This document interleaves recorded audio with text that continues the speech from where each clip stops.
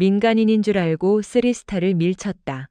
하지만 그 여자는 707특임대 출신 방첩사령관 강희진 중장이었다. 상사의 세치현은 그날부터 자기 목을 조르는 군사법정의 밧줄이 됐다. 짙은 안개가 융단처럼 깔린 전방 보병사단의 외곽. 새벽의 예리한 냉기가 칼날처럼 피부를 파고들었다.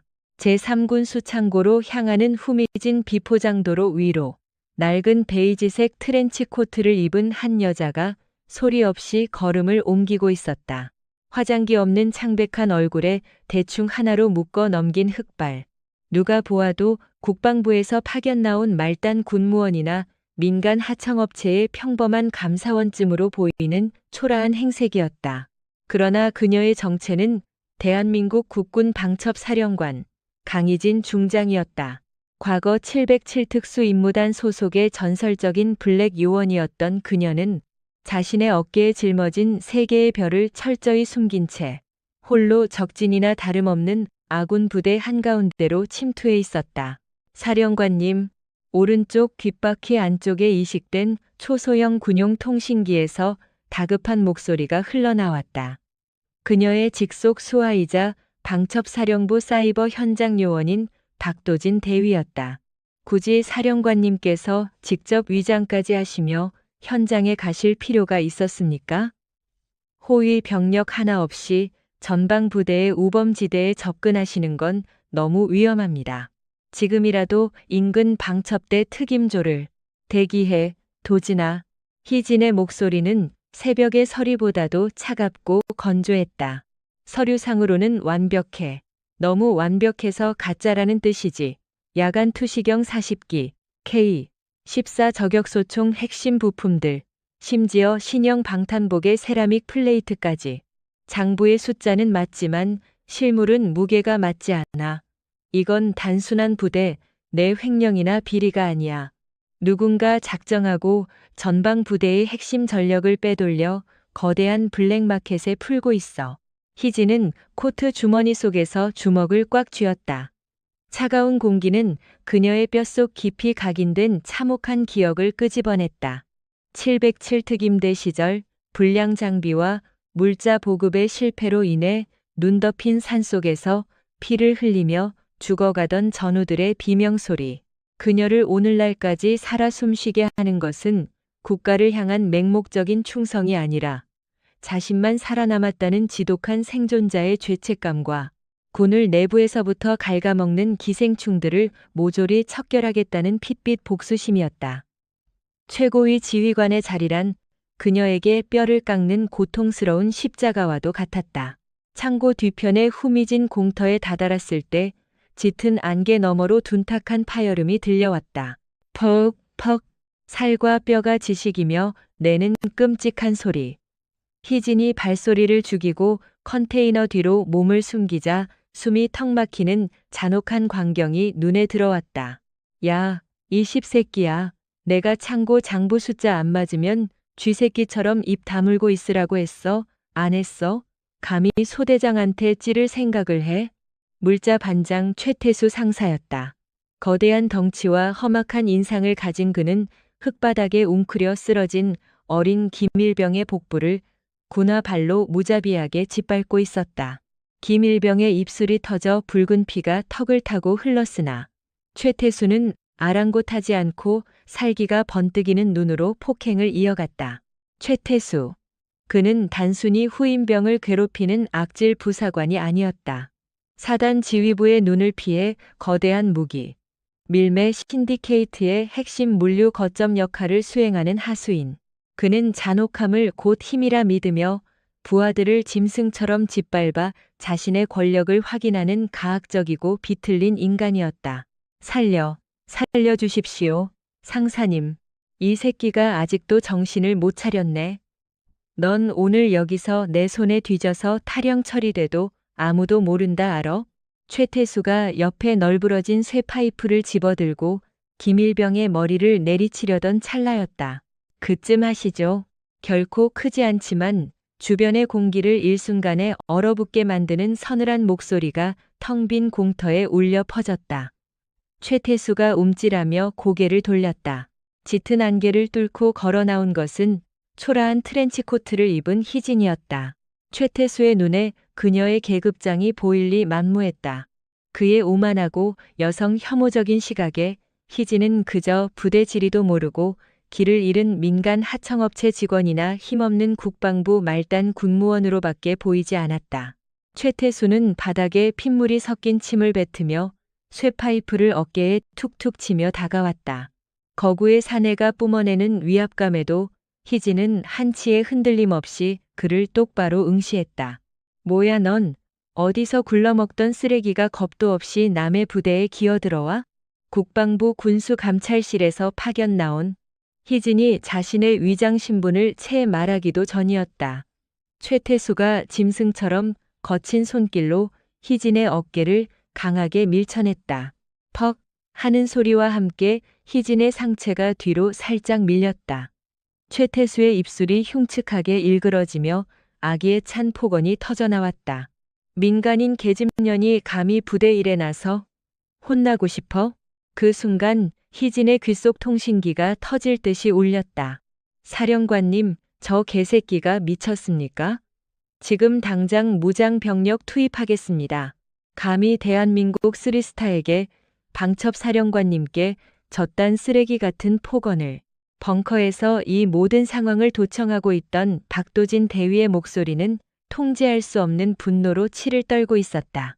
그가 버튼 하나만 누르면 단 3분 안에 중무장한 방첩사령부 특수임무대가 들이닥쳐 최태수의 무릎을 꿇리고 그의 턱을 박살낼 수 있었다. 그것이 군의 기강이고 장성의 권위였다. 그러나 희진은 코트 주머니 안에서 통신기의 스위치를 2번 두드렸다. 대기, 홀. 도진의 비통한 외침이 음소거된 순간 희진의 머릿속은 그 어느 때보다 차가운 논리로 초고속 연산을 시작했다. 일개 부사관이 감찰관을 자처한 민간인에게 이토록 폭력적이고 오만할 수 있다는 것. 이것은 단순한 군기문란이 아니다. 최태수의 핏발선 눈빛에는 상부에 대한 두려움이나 처벌에 대한 공포가 전혀 없었다. 그것은 자신이 무슨 짓을 저지르든 완벽하게 덮어줄 거대한 뒷배가 있다는 절대적인 맹신에서 비롯된 기형적인 자신감이었다. 희진의 뇌리에 백민석 사단장의 얼굴이 스쳐 지나갔다. 군부 내의 숨은 적 백민석 소장. 그는 국가의 무기 밀수를 군사력 강화를 위한 자주적 자금 확보라는 궤변으로 포장하는 소시오패스 전술가였다. 병사들의 목숨을 전략적 체스판의 소모품으로만 여기는 지독한 악마. 여기서 강희진 중장이라는 정체를 밝히고 세계의 별을 들이민다면 최태수를 당장 군사재판에 넘기고 김일병을 구할 수는 있다. 그러나 백민석은 즉시 꼬리를 자르고 흔적을 지울 것이다. 썩어 빠진 군의 거대한 악성 종양을 도려낼 유일한 기회가 일시적인 분노와 얄팍한 자존심 때문에 영영 날아가게 된다. 사냥꾼이 호랑이의 숨통을 끊기 위해서는 늑대의 이빨에 물어뜯기는 굴욕쯤은 기꺼이 감내해야 하는 법이다. 희진은 천천히 시선을 바닥으로 내렸다. 그녀의 차갑고 예리했던 눈빛은 순식간에 겁에 질린 연약한 민간인의 것으로 위장되었다. 그녀는 어깨를 가늘게 떨며 뒤로 한 걸음 물러섰다. 죄송합니다. 제가 부대 지리를 잘 몰라서 길을 잘못 든 것 같습니다. 최태수는 굽신거리는 희진의 모습에 기분 나쁜 코웃음을 쳤다. 권력에 굴복하는 약자를 내려다보는 그의 눈빛은 혐오스러울 정도로 오만했다. 하여간 계집년들은 전쟁터가 어떻게 돌아가는지도 모르면서 깝죽대. 얌전히 사무실에 처박혀 커피나 타다 갈 것이지. 당장 꺼져. 한 번만 더 내 창고 근처에서 얼쩡거리면 그땐 진짜 산채로 파묻어 버릴 줄 알아. 최태수는 희진을 향해 위협적으로 쇠파이프를 들어 보인 뒤 흙바닥에 피투성이가 되어 쓰러진 김일병의 멱살을 틀어쥐고 창고 안으로 질질 끌고 들어갔다. 철제문이 무거운 쇳소리를 내며 쾅 하고 닫혔다. 창고 문이 완전히 닫히고 주변이 적막에 휩싸이자 희진의 얼굴에서 연기하던 두려움이 물안개처럼 거쳐나갔다. 뒤로 굽어있던 그녀의 허리가 곧게 펴졌고 한없이 연약해 보였던 체구에서 수많은 전장을 맨몸으로 돌파해낸 포식자의 끔찍한 위압감이 흘러나오기 시작했다. 통신 재개. 희진이 조용히 읊조리자 이어폰 너머로 숨죽여 울음을 삼키는 듯한 도진의 목소리가 들렸다. 사령관님, 왜 참으신 겁니까? 그딴 모욕을 들으실 분이 아니지 않습니까? 사령관님이 이 나라를 위해 어떻게 피를 흘리셨는데 그런 버러지 같은 놈에게 도진아. 희진의 목소리는 감정 한 톨 섞이지 않은 완벽한 통제력을 유지하고 있었다. 분노는 전술이 될 수 없다. 방금 저 상사의 오만함은 우리가 쫓던 실마리 그 자체다. 저런 비정상적인 태도는 자신의 등 뒤에 사단장이라는 거대한 성벽이 버티고 있다는 명백한 증거지. 여기서 내가 신분을 밝혔다면 최태수라는 꼬리는 잘렸겠지만 백민석이라는 진짜 괴물의 목을 칠 명분은 영원히 사라졌을 거다. 침묵하던 도진이 이내 감정을 억누르고 요원 본연의 냉철함을 되찾았다. 최첨단 사이버 정보망에 의존하는 새로운 세대의 장교인 도진에게도 희진의 아날로그적인 심리전과 살을 내주고 뼈를 취하는 전술적 인내는 언제나 경외의 대상이자 뛰어넘을 수 없는 벽이었다. 명령을 내려주십시오. 사이버 방첩팀 전원 투입해 최태수의 대포폰 통화 내역, 암호화폐 자금 세탁 경로, 그리고 제3군 수창고의 야간 반출입 기록을 1초 단위로 샅샅이 뒤져 그 데이터를 백민석 소장의 최근 한 달간 비공식 동선과 교차 검증한다. 무기 밀매 신디케이트의 자금줄과 유통망을 완벽하게 특정할 때까지 어떤 물리적 타격도 보류한다. 알겠습니다, 사령관님. 희진은 최태수가 더러운 손으로 밀쳤던 오른쪽 어깨의 코트 자락을 무심하게 털어냈다. 짙은 안개 속에서 그녀의 검은 눈동자가 서늘한 살기로 번뜩였다. 그녀의 머릿속에는 방금 전 피를 흘리며 쓰러져 있던 어린 병사의 절망적인 얼굴과 과거 불량 보급품으로 인해 눈보라 속에서 산화한 전우들의 얼굴이 교차하고 있었다. 최태수 상사. 희진의 입가에 서리빨 같은 미소가 맺혔다. 네가 함부로 놀린 그 오만방자한 새치혀가 네 놈의 목을 조르는 가장 튼튼한 밧줄이 될 것이다. 네가 맹신하고 있는 그 알량한 권력의 뒷배까지 통째로 부숴주지. 대한민국의 중장이자 방첩사령관을 민간인 계집년이라 부른 대가가 어떤 건지 뼛속 깊이 새겨주마. 안개 속에서 거대한 톱니바퀴가 돌아가기 시작했다. 별 3개의 무거운 분노를 머금은 무자비한 사냥이 마침내 막을 올렸다. 방첩사령부 DCC 지하 깊은 곳에 자리한 특수지휘통제실. 육중한 방폭문이 무거운 기계음과 함께 열리고 흙먼지가 묻은 초라한 트렌치 코트를 벗어던진 강희진 중장이 들어섰다. 그녀의 각 잡힌 정복 어깨 위에서 빛나는 3개의 별이 지휘소의 푸른 조명 아래 서늘한 광채를 뿜어냈다.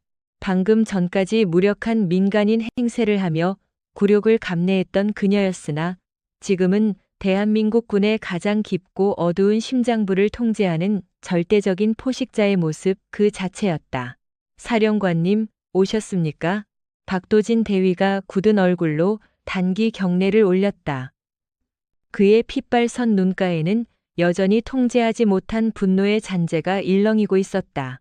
707특임대 출신의 전설적인 지휘관이 일개 상사 나부랭이에게 민간인 계집년이라는 모욕을 당하고 어깨를 밀쳐지는 광경은 도진에게 뼈를 깎는 듯한 치욕이었다. 희진은 묵묵히 경례를 받은 뒤 메인 브리핑 테이블 상석에 앉았다.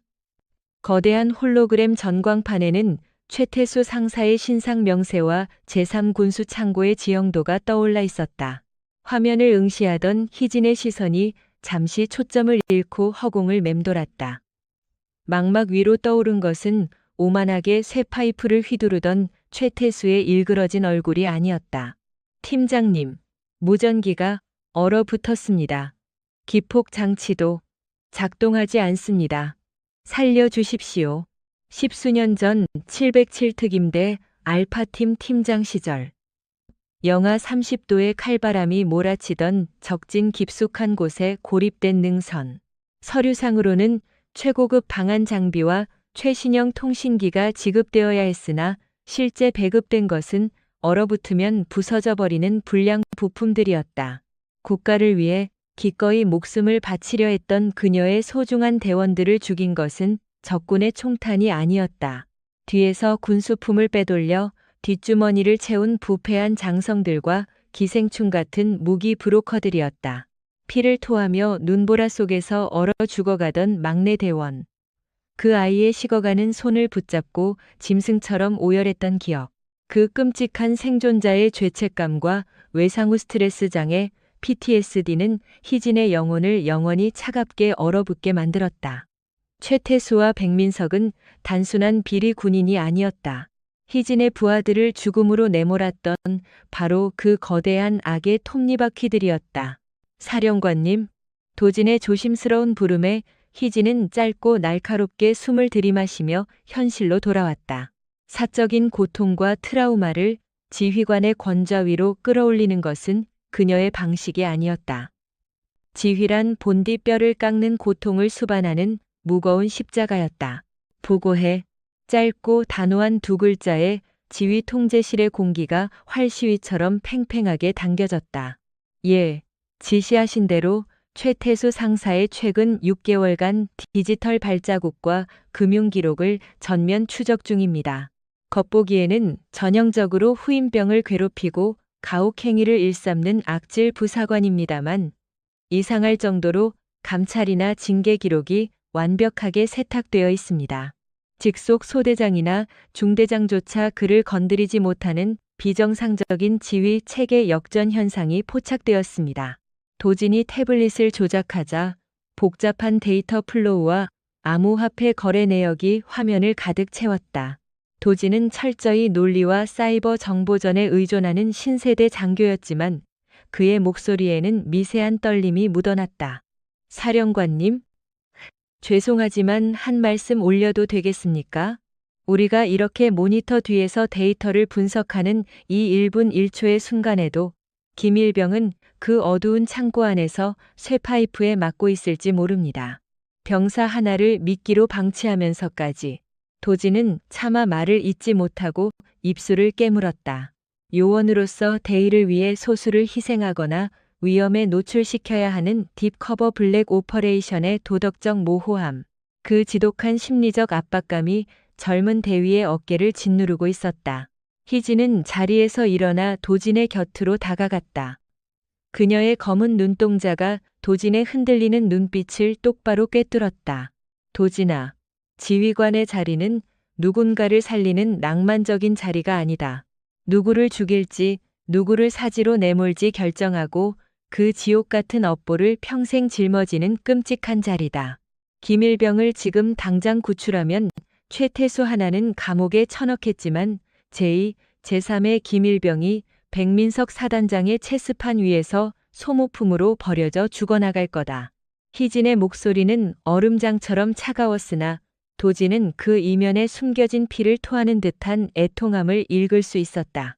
그 아이의 피와 고통을 헛되게 하지 않으려면 우리는 반드시 썩어빠진 적의 심장을 완벽하게 도려내야 한다. 감정이 아니라 논리로, 얄팍한 분노가 아니라 차갑고 예리한 증거로 베어라. 그것이 우리가 김일병에게 진 빚을 갚는 유일한 방법이다. 도진은 턱을 악물었다. 사령관의 뼈저린 인내심 앞에 자신의 얕은 감정은 부끄러운 투정에 불과했다. 도진은 감정을 완전히 지운 냉철한 요원의 얼굴로 다시 메인 콘솔 앞에 섰다. 사이버 방첩팀 전원, 감청 및 해킹 프로토콜 3단계로 격상한다. 최태수의 대포폰 패킷을 단위별로 쪼개고 딥웹 암호화폐 거래소 프록시 서버 우회 경로 전부 뚫어. 도진의 지시에 따라 방첩사령부 정예 요원들의 키보드 타이핑 소리가 폭우처럼 쏟아지기 시작했다. 소리 없는 기동, 총성 없는 사이버 전장의 전면적인 디지털 감사가 막을 올렸다. 숨막히는 침묵과 키보드 소리만이 교차하던 30분 후 도진의 메인 모니터에 결정적인 레드핑, 에르핑이 전멸했다. 찾았습니다. 사령관님의 직감이 맞았습니다. 최태수의 가학적인 엽기 행각은 단순한 성정의 문제가 아니었습니다. 부대원들을 폭력과 공포로 억압해 제3군 수창고 주변의 접근을 완전히 차단한 뒤 야간에 빼돌린 K-시리즈 총기와 첨단 야시경, 전술 탄약을 민간 위장 트럭에 싣고 있었습니다. 그의 잔혹성은 밀수품을 보호하기 위한 완벽한 위장이자 철저한 통제 수단이었습니다. 화면에는 최태수가 암호화폐 다크코인으로 결제받은 수백억 원대의 자금 세탁 흐름도가 펼쳐졌다. 그 더러운 자금의 종착지를 추적해 들어가자 수많은 해외 유령 회사를 거쳐 단 하나의 거대한 비공식 계좌로 수렴되고 있었다. 국방쇄신기금이라는 위장 명칭을 단 사설 펀드. 그 소유주는 바로 보병사단장 백민석 소장이었다. 백민석, 도지는 깊은 혐오감에 찬 신음을 내뱉었다. 국가의 무기와 안보를 뒷골목 브로커들에게 팔아넘기면서 그걸 군사력 강화를 위한 자주적 블랙머니 확보라고 궤변으로 포장하고 있었습니다. 이 자금으로 정치권과 윗선에 로비를 하고 자신의 사조직을 키우며 진급을 준비하고 있습니다. 병사들의 목숨과 군수품을 체스판의 말처럼 소비하면서요. 최태수는 이 거대한 무기 밀매 신디케이트의 가장 중요한 핵심 물류 허브였습니다. 희진은 팔짱을 낀 채 홀로그램 위로 나란히 떠오른 백민석의 훈장 달린 사진과 최태수의 살기 어린 사진을 번갈아 보았다. 대를 위한다는 명분으로 부하들의 피를 빨아먹는 소시오패스 장군과 힘없는 병사를 짐승처럼 유린하며 얄팍한 권력에 취해버린 오만한 하수인, 민간인 계집년이라.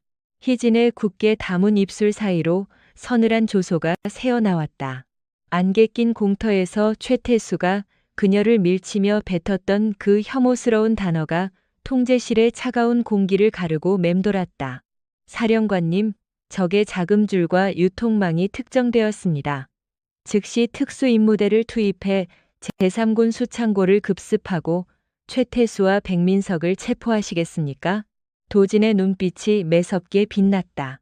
당장이라도 K1A 기관단총을 들고 창고 문을 박살내고 들어가 피 흘리던 김일병을 구출하고 최태수의 면상에 총구를 들이밀고 싶은 열망이 가득했다. 그러나 희진은 단호하게 고개를 저었다. 아니, 아직 그들의 목줄을 완전히 조이진 못했다. 백민석은 머리가 비상한 전술가다. 하수인의 꼬투리가 잡히고 군사경찰이 들이닥치면 가장 먼저 최태수부터 물리적으로 제거해 입을 막고 자신의 모든 흔적을 불태워버릴 거다. 우리는 최태수 본인의 입으로 살기 위해 백민석의 목을 물어뜯게 만들어야 한다.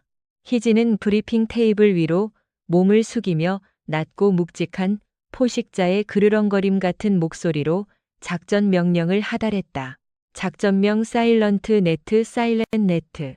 당분간 물리적 타격은 일절 보류한다.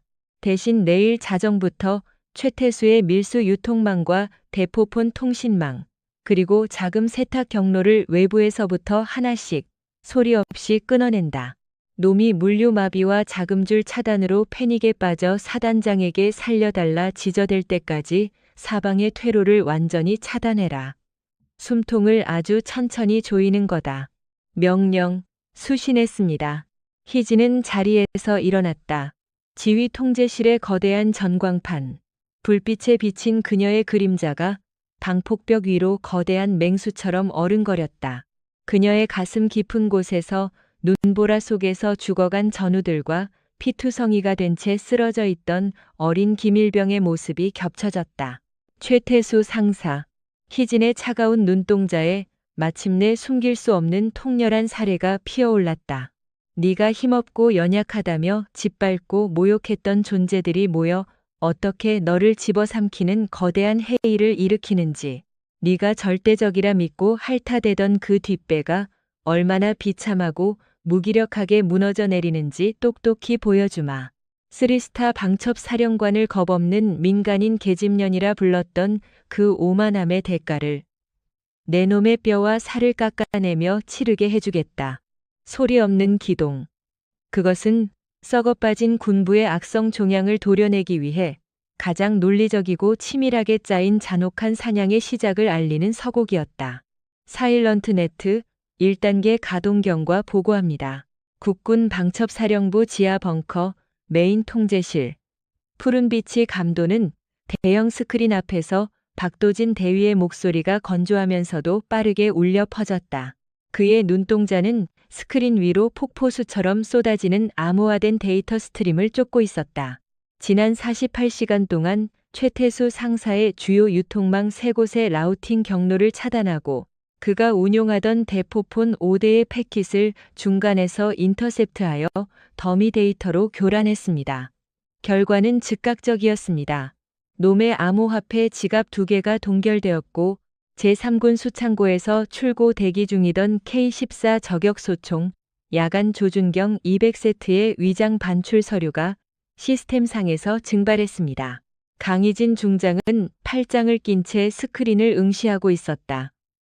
그녀의 표정은 마치 차가운 대리석 조각상처럼 미동조차 없었다. 놈의 반응은 패닉 그 자체입니다.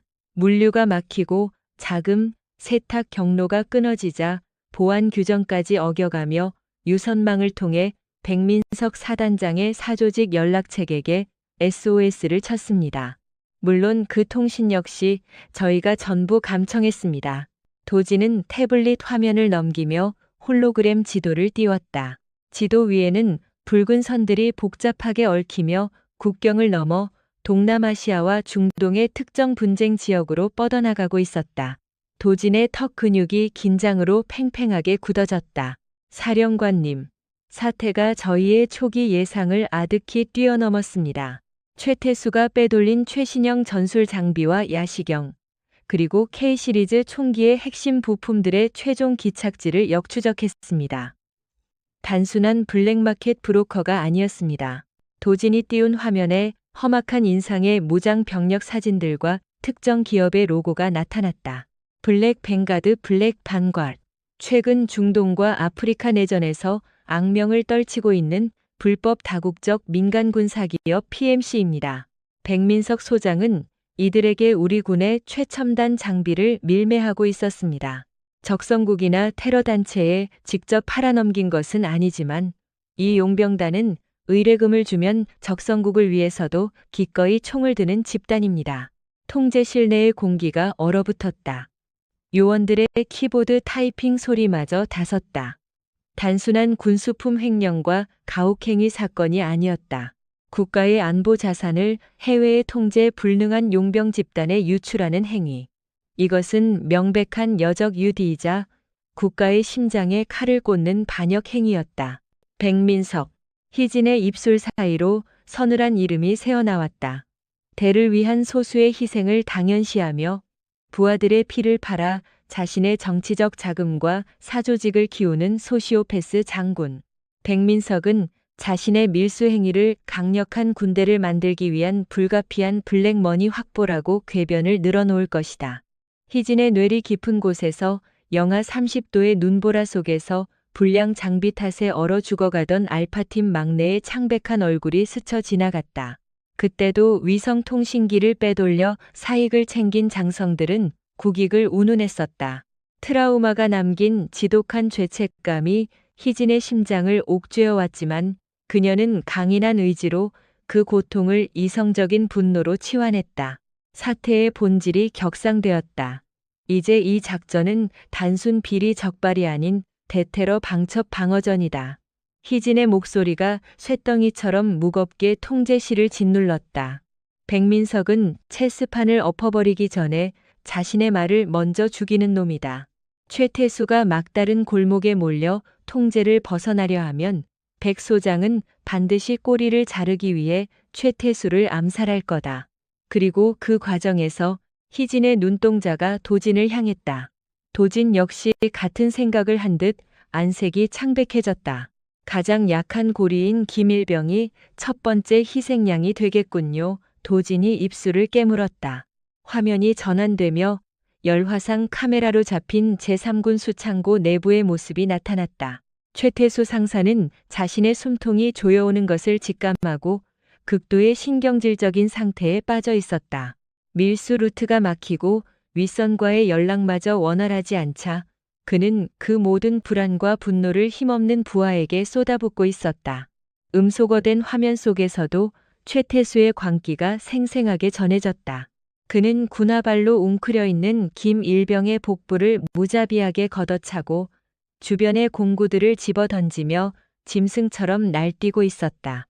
민간인 계집년의 저주라며 악을 쓰던 그의 모습은 얄팍한 권력이 무너져 내릴 때 드러나는 인간의 가장 추악한 밑바닥이었다.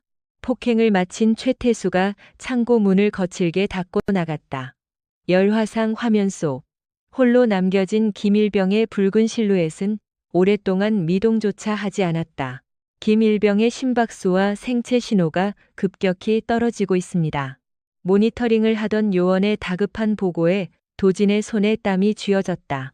작전의 대의를 위해 정보망을 유지해야 한다는 논리와 눈앞에서 죽어가는 부하를 구해야 한다는 인간적인 번뇌가 도진의 영혼을 격렬하게 뒤흔들었다. 어둡고 습한 제3군수창고 안. 김일병은 입가에 터져 흐르는 피를 닦아낼 힘조차 없었다. 부러진 갈비뼈가 폐를 찌르는 듯한 고통보다 내일 다시 최 상사가 돌아와 자신을 찢어 죽일지도 모른다는 극도의 공포가 그의 정신을 완전히 붕괴시켰다. 누구도 자신을 도와주지 않을 것이다. 소대장도 중대장도 모두 최 상사를 두려워하거나 묵인했다. 이 지옥 같은 군대에서 탈출할 방법은 오직 하나뿐이었다. 김일병은 떨리는 손으로 화물 펠릿 구석에 버려져 있던 질긴 군용 파라코드 줄을 집어들었다. 국가를 지키기 위해 지급된 밧줄이 자신을 죽이는 도구가 된다는 사실이 비참했다. 그는 비틀거리며 탄약 상자 위로 올라갔다. 천장의 철골 구조물에 줄을 걸고 매듭을 지었다. 어머니, 죄송합니다. 눈물이 피와 섞여 뺨을 타고 흘러내렸다. 김일병이 두 눈을 질끈 감고 허공을 향해 발을 내디디려는 찰나였다. 팟! 어둠 속에서 소음기를 단 권총의 파열음과 동시에 김일병의 목을 감싸려던 파라코드 줄이 허공에서 툭 끊어졌다. 균형을 잃고 추락하는 김일병의 몸을 칠흑 같은 검은색 전술복을 입은 누군가가 강하고 안정적으로 받아냈다. 으흡. 비명을 지르려는 김일병의 입을 검은 가죽 장갑을 낀 손이 부드럽지만 단호하게 틀어막았다. 쉬, 조용, 아군이다. 야간 투시경의 희미한 녹색 불빛 아래 이름표도 계급장도 없는 방첩사령부 소속 흑색 작전팀 브렉팀 요원의 눈빛이 보였다. 그 차갑고도 단단한 눈동자 속에는 짙은 연민과 분노가 서려 있었다. 늦게 와서 미안하다, 일병. 넌 살아남은 거다. 이제부터 너를 이 지옥에서 꺼내주마. 요원의 나지막한 목소리에 극도의 긴장과 공포 속에 살아가던 김일병은 짐승 같은 오열을 삼키며 그대로 의식을 잃고 요원의 품에 쓰러졌다. 창고 외부에서 경계를 서던 다른 요원들이 소리 없이 진입하여 김일병을 들것에 눕혔다. 그들은 최태수가 전혀 눈치채지 못하도록 김일병의 피 묻은 전투복 상의와 부러진 파라코드 줄을 현장에 교묘하게 남겨두었다. 최태수와 백민석이 김일병이 스스로 목숨을 끊었다고 착각하게 만들기 위한 고도의 심리전이자 기만 전술이었다. 섀도우 1, 상황 종료, 타겟 확보 완료. 즉시 민간 위장 구급차로 이송하여 방첩사령부 직할 안전가옥으로 후송한다. 생명에는 지장 없음. 지휘 통제실의 무전 스피커를 통해 요원의 보고가 흘러나오자 숨을 죽이고 있던 통제실 내부에서 짧은 안도의 한숨들이 터져나왔다. 도진은 그제야 꽉 쥐고 있던 주먹을 풀었다. 그의 손바닥에는 손톱이 파고든 자국에서 피가 배어나오고 있었다. 희진은 말없이 스크린을 바라보았다. 그녀의 굳어있던 어깨가 아주 미세하게 내려갔다. 과거 눈보라 속에서 죽어가던 부하의 손을 놓아야만 했던 그 끔찍한 무력감. 하지만 이번에는 달랐다. 그녀는 지휘관으로서 냉혹한 체스 게임을 벌이면서도 결코 체스판 위의 폰파운을 헛되이 희생시키지 않았다. 잘했다, 도진아. 네가 김일병의 목숨을 구한 거다.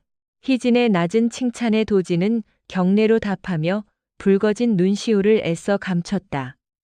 희진은 다시 차갑고 예리한 방첩 사령관의 얼굴로 돌아왔다. 그녀의 눈빛은 이제 사냥감의 목줄을 정확히 겨냥한 포식자의 그것이었다. 최태수 상사는 내일 아침 창고에 남겨진 핏자국과 끊어진 밧줄을 보고 김일병이 자살했다고 믿게 될 거다. 유통망은 끊기고 돈줄은 막히고 이제 부하를 죽음으로 내몰았다는 군기 사고의 책임까지 뒤집어쓰게 생겼으니 그의 이성은 완전히 박살날 거다. 희진이 메인 스크린에 띄워진 백민석 소장과 최태수 상사의 사진을 향해 손가락을 튕겼다. 백민석에게 김일병의 가짜 사망 소식을 고의로 흘려라. 꼬리가 밟혔다고 판단한 백민석이 최태수를 제거하기 위해 움직이는 순간 그 모든 현장을 기습하여 덮친다. 놈들의 통신망, 자금망, 그리고 사병의 목숨을 파리 목숨처럼 여겼던 그 오만함까지 남김없이 부숴버려라.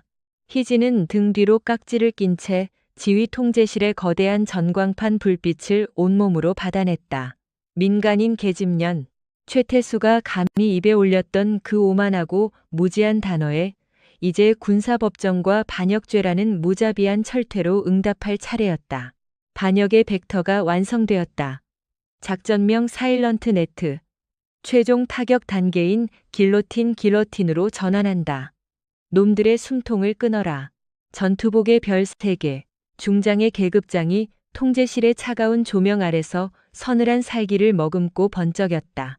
폭풍이 몰아치기 직전의 압도적인 고요. 썩은 살을 도려내기 위한 대한민국 국군 방첩사령부의 진짜 사냥이 마침내 그 잔혹한 이빨을 드러냈다. 새벽 2시. 국군 수도병원 외곽의 짙은 어둠 속 최태수 상사의 거친 숨소리가 폐부를 날카롭게 긁어댔다. 그의 핏발 선 눈동자는 극도의 초조함과 광기로 번들거리고 있었다. 불과 몇 시간 전 그는 제3군수 창고에서 김일병이 자살한 흔적을 보고 쾌재를 불렀다. 가장 약한 고리가 스스로 목숨을 끊었으니 꼬리를 자르기 완벽해졌다고 믿었다. 그러나 그 알량한 안도감은 백민석 소장이 보낸 단 한 통의 암호화 메시지에 산산조각 났다. 머저리 같은 새끼. 방첩사가 개입했다. 내놈 부하는 죽은 게 아니라 수도병원 특수병동에 보호조치되어 있어. 오늘 밤 안으로 그 새끼의 숨통을 끊어놔라. 그러지 못하면 내일 아침 네가 변사체로 발견될 거다. 최태수의 거칠고 굵은 손가락이 파르르 떨렸다. 무기 밀매와 블랙마켓의 거대한 톱니바퀴 안에서 자신이 언제든 쓰레기처럼 버려질 수 있는 소모품에 불과하다는 사실이 그의 얄팍한 자존심을 무참히 짓밟았다. 모든 것이 엉망이 되었다. 브로커와의 연락은 두절되었고 부대 내의 헌병대마저 자신을 감시하는 것 같은 망상에 시달렸다. 다 그 건방진 민간인 계집년 때문이야. 어디서 굴러먹다 온 년인지 몰라도 감히 군대 일에 나서서 내 앞길을 막은 대가는 뼈저리게 치르게 해주마. 최태수는 허리춤에 찬 군용 대검의 차가운 금속성 감촉을 더듬으며 이를 갈았다. 여성을 향한 그의 뿌리 깊은 혐오와 폭력성은 극단적인 공포와 결합하여 이성을 완전히 마비시키고 있었다. 오직 무자비한 폭력과 살인만이 자신의 권력을 증명하고 생존을 담보할 수 있다는 일념 하나로 그는 병원 후문의 환풍구 통로를 뜯어내고 병동 내부로 잠입했다. 같은 시각 병동 맞은편 숲속에 은폐된 방첩사령부 작전통제 차량 내부. 박도진 대위는 모니터에 전멸하는 붉은색 열화상 신호를 뚫어지게 응시하고 있었다. 그의 귓가에는 자신의 심장 박동 소리만이 차갑게 울렸다. 타겟 1, VIP 병동 302호 접근 중 무장 상태 확인됨. 도진의 보고 목소리에는 미세한 떨림이 묻어났다. 작전의 전술적 전개는 소름 끼칠 정도로 완벽했다. 백민석 소장이 방첩사의 기만 전술을 역으로 파악할 것까지 계산한 강희진 중장의 다중 체스 게임. 그녀는 꼬리가 밟힌 백민석이 최태수를 암살자로 내몰 것을 정확히 예견했고 진짜 김일병을 다른 안전 가옥으로 빼돌린 뒤 302호를 정교하고 치명적인 덫으로 만들었다. 그러나 도진을 무겁게 짓누르는 것은 전술의 실패 가능성이 아니었다. 미끼를 자처하며 302호의 짙은 어둠 속에 홀로 앉아있는 직속 상관. 강희진에 대한 인간적인 연민과 걱정 때문이었다. 사령관님은 스스로를 너무 가혹하게 몰아붙이십니다. 707특임대 시절 혹한의 눈보라 속에서 불량 장비 탓에 부하를 잃어야만 했던 그녀의 끔찍한 트라우마.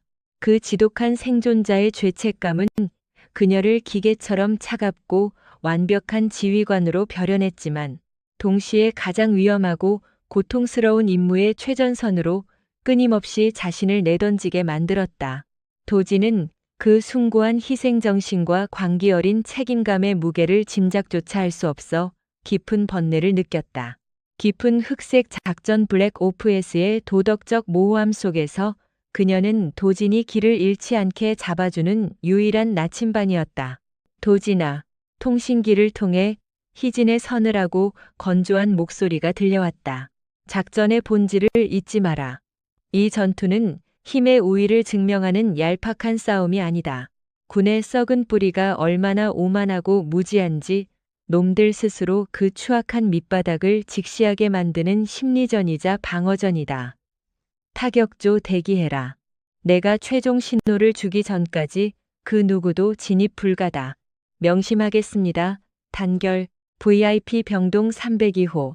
희미한 달빛만이 창틀을 넘어와 텅 빈 병상 위를 스산하게 비추고 있었다. 산소 호흡기의 규칙적이고 기만적인 기계음만이 정적을 채우는 가운데 굳게 닫혀있던 병실 문이 소리 없이 열렸다. 어둠 속으로 스며든 최태수는 먹잇감을 노리는 맹수처럼 몸을 낮춘 채 병상을 향해 다가갔다. 이불 밑에 사람의 형태처럼 부풀어 오른 실루엣이 보였다. 그는 일말의 망설임도 없이 짐승 같은 살기를 뿜어내며 대검을 높이 치켜들었다. 군의 기강, 전우회, 국가에 대한 맹세. 그딴 것은 그에게 사치였다. 오직 강자가 약자를 짓밟고 살아남는다는 잔혹한 법칙만이 그를 지배했다. 지옥으로 가라, 이 고문관 쓰레기 새끼야. 최태수가 혼신의 힘을 다해 대검을 이불 위로 내리찍으려는 찰나였다. 챈자를 쉬익. 허공을 예리하게 가르는 파공음과 동시에 병상 밑에 짙은 그림자 속에서 검은 인형이 용수철처럼 튀어올랐다. 최태수의 눈이 경악으로 크게 떠지기도 전에 희진의 군화 발끝이 그의 오른쪽 무릎 관절의 측면을 정확하고 묵직하게 가격했다. 크악! 뼈가 어긋나는 둔탁한 파열음과 함께 최태수의 거대한 체구가 균형을 잃고 무너졌다. 707특임대 출신의 전설적인 오퍼레이터. 희진의 움직임에는 한치의 군더더기도 감정적인 낭비도 없었다. 이것은 단순한 격투가 아닌 인간의 신체 구조를 완벽히 이해하고 최단 시간 내에 적을 무력화하기 위한 고도의 전술적 근접 전투 CQC였다. 최태수가 극심한 고통 속에서도 반사적으로 대검을 휘둘렀다. 짐승 같은 완력이 허공을 찢었지만 희진은 이미 그 궤적을 벗어나 있었다. 그녀는 빙어처럼 몸을 낮춰 최태수의 칼 쥔 팔 안쪽의 사각지대로 파고든 뒤 강철 같은 손날로 그의 팔꿈치 역관절을 무자비하게 내리쳤다. 우두둑. 아으아. 단발마의 비명 소리와 함께 대검이 바닥에 떨어지며 날카로운 파차름을 냈다. 희진은 자비 없이 그의 손목을 꺾어 등 뒤로 제압하고 동시에 다른 손으로 최태수의 목통 후두를 강하게 압박하며 그를 차가운 병실 바닥으로 내동댕이 쳤다.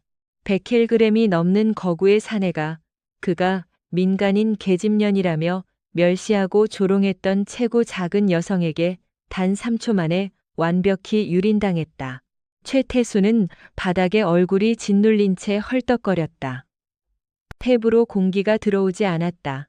그의 어깨를 짓누르는 희진의 체중 실린 압박은 마치 거대한 철판에 깔린 듯한 저항조차 불가능한 절망적인 무게였다. 커헉, 컥, 으. 명예를 저버리고 부하의 피를 빤 군인은 짐승만도 못한 기생충이다. 어둠 속에서 희진의 목소리가 얼음장처럼 차갑게 내려앉았다.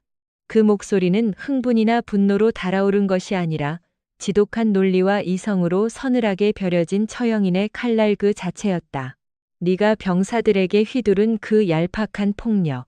그것이 너의 권력이고 강함이라고 착각했겠지. 하지만 전술의 부재, 오만한 방심, 그리고 썩어빠진 정신 상태. 너는 단 한 번도 진정한 군인인 적이 없었다. 누구냐? 너 대체. 최태수가 피 거품을 물며 쉰 목소리로 내뱉었다. 그의 머릿속은 지독한 혼란으로 터질 것 같았다. 부대 일에 참견하며 자신을 훈계하던 그 건방진 민간인 여자의 목소리, 하지만 자신을 짓누르고 있는 이 압도적인 전투력과 숨막히는 살기는 결코 민간인의 것이 아니었다. 본능적인 공포가 그의 척추를 타고 기어올랐다. 희진이 여유롭게 입에 물고 있던 무전기의 송신 버튼을 눌렀다. 상황 종료. 전술조 및 헌병대 진입해라. 쾅. 병실 문이 폭발하듯 열리며 완전 무장한 방첩사령부 흑색 작전팀 요원들과 수도 방위사령부 특수임무대 SDT 헌병들이 쏟아져 들어왔다. 전술 라이트의 눈부신 백색광이 칠흑 같던 병실을 대낮처럼 폭력적으로 밝혔다. 박도진 대위가 권총을 쥔 채 가장 먼저 뛰어들어와 최태수의 머리에 총구를 겨누었다. 조금이라도 움직이면 그 자리에서 사살한다. 대한민국 국군 방첩사령부다. 도진의 서늘한 경고와 요원들의 레이저 포인터가 최태수의 온몸에 붉은 반점들을 새겼다. 총구의 차가운 금속성이 이마에 닿자 최태수의 온몸이 사시나무처럼 굳어버렸다. 타각, 타각. 고나 굽이 병실 바닥에 부딪히는 정갈하고 압도적인 발소리가 들렸다. 눈부신 조명 아래서 요원들에 의해 무릎이 꿇린 최태수의 시선 위로 누군가 천천히 걸어왔다. 검은 전술복 위로 정식 대한민국 육군 전투복 상의를 걸친 강희진이었다. 최태수의 동공이 미친 듯이 요동쳤다. 그의 시선은 희진의 무표정한 얼굴에서 시작해 그녀의 가슴팍과 어깨 위로 덜덜 떨리며 이동했다. 그곳에는 조명 빛을 받아 섬뜩하리만치 차갑게 빛나는 세 개의 별이 박혀 있었다. 중장종장. 그것은 단순히 계급의 상징이 아니었다. 대한민국 국군의 심장을 보호하고 내부의 반역자를 도륙하는 군사안보의 최고 권력기관, 국군 방첩사령부 사령관의 절대적인 상징이었다. 중장. 최태수의 입에서 바람 빠진 소리가 새어나왔다. 그의 뇌가 눈앞의 현실을 격렬하게 부정하고 있었다. 자신이 민간인 계집년이라 부르며 입에 담지 못할 욕설을 퍼붓고 심지어 제거하려 했던 상대가 쓰리스타 장군이었다고, 그것도 정보와 방첩을 총괄하는 정점이자 전설적인 707 특임대 출신의 인간 병기라고. 강희진은 얼어붙은 최태수를 굽어보며 서늘하게 입을 열었다. 그녀의 눈동자에는 눈보라치던 과거의 고통을 극복하고 부패를 도려내기 위해 스스로 기꺼이 괴물이 된 완전 무결한 심판관의 빛이 서려 있었다. 제3군수창고 최태수 상사. 군수물자 횡령. 불법 무기 밀매. 군사 기밀 유출. 부하에 대한 가혹행위 및 살인 미수. 그리고 희진이 최태수의 흔들리는 눈을 똑바로 응시하며 가장 무거운 죄목을 선고했다. 상관 모욕 및 전시 여적유디 행위. 최태수의 심장이 나라 끝으로 곤두박질 쳤다. 블랙 벵가드 용병단의 군수품을 팔아넘긴 행위가 적성국에 대한 이적 행위로 규정된 것이다. 여적죄. 군 형법상 사형 이외에는 그 어떤 형벌도 존재하지 않는 가장 끔찍하고 무자비한 죄목이었다. 국군 방첩사령관 강희진 중장이다. 너의 그 하찮고 더러운 폭력의 세계는 오늘 이 시간부로 국가의 이름 아래 철저하게 처단된다. 사령관. 님, 제발 살려주십. 과거 부하들에게 생사여탈권을 쥔 신처럼 군림하던 악질 상사. 최태수의 입에서 비루하고 처참한 구걸이 터져나왔다. 얄팍한 오만함이 산산조각 난 자리에는 죽음의 공포 앞에 직면한 벌레 같은 생존 본능만이 남아있었다. 그토록 여성을 혐오하고 무자비한 힘을 숭배했던 자의 말로는 끔찍할 만큼 초라했다. 그는 자신의 군화 밑으로 역겨운 노란 액체가 흥건하게 흘러내리는 것조차 인지하지 못한 채 짐승처럼 오열하며 바닥에 머리를 조아렸다. 희진은 그 추악한 모습을 차갑게 외면하며 뒤돌아섰다. 일말의 동정심조차 잃지 않았다. 끌어내 병원 지하 취조실로 압송해라. 그리고 이놈의 입과 개인 단말기를 통해 백민석 소장의 모든 자금망과 통신망을 역추적한다. 내일 아침 해가 뜨기 전까지 백민석의 사조직을 이 세상에서 완벽하게 지워버린다. 단결 명 받았습니다. 도진과 요원들의 우렁찬 복명복창이 병동을 쩌렁쩌렁하게 뒤흔들었다. 발버둥치며 끌려나가는 최태수의 비참한 비명소리가 복도 멀리로 잦아들었다. 희진은 창밖의 서늘한 달빛을 바라보며 억눌렀던 깊은 숨을 천천히 내쉬었다. 어깨를 짓누르던 과거의 망령이 눈보라 속에서 굳어가던 부하의 손길이 아주 조금은 따뜻하게 녹아내리는 것 같았다. 체스판 위에 가장 시끄러운 말이 무너졌다. 이제 판을 엎어버리려 드는 진짜 킹킹. 백민석 소장의 목을 칠 차례였다. 작전명 사일런트 네트 타격 페이지를 종료한다. 희진의 눈빛이 다시금 매서운 포식자의 것으로 번뜩였다. 지금부터 최종 단계 기로틴으로 이행한다. 전 부대원 반역자의 숨통을 끊을 준비를 해라. 어둠 속에서 그녀의 중장 계급장이 다시 한번 차가운 살기를 머금고 번쩍였다.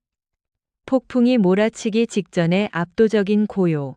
썩은 살을 도려내기 위한 대한민국 국군 방첩사령부의 진짜 사냥이 마침내 그 잔혹하고도 정의로운 이빨을 완전히 드러냈다.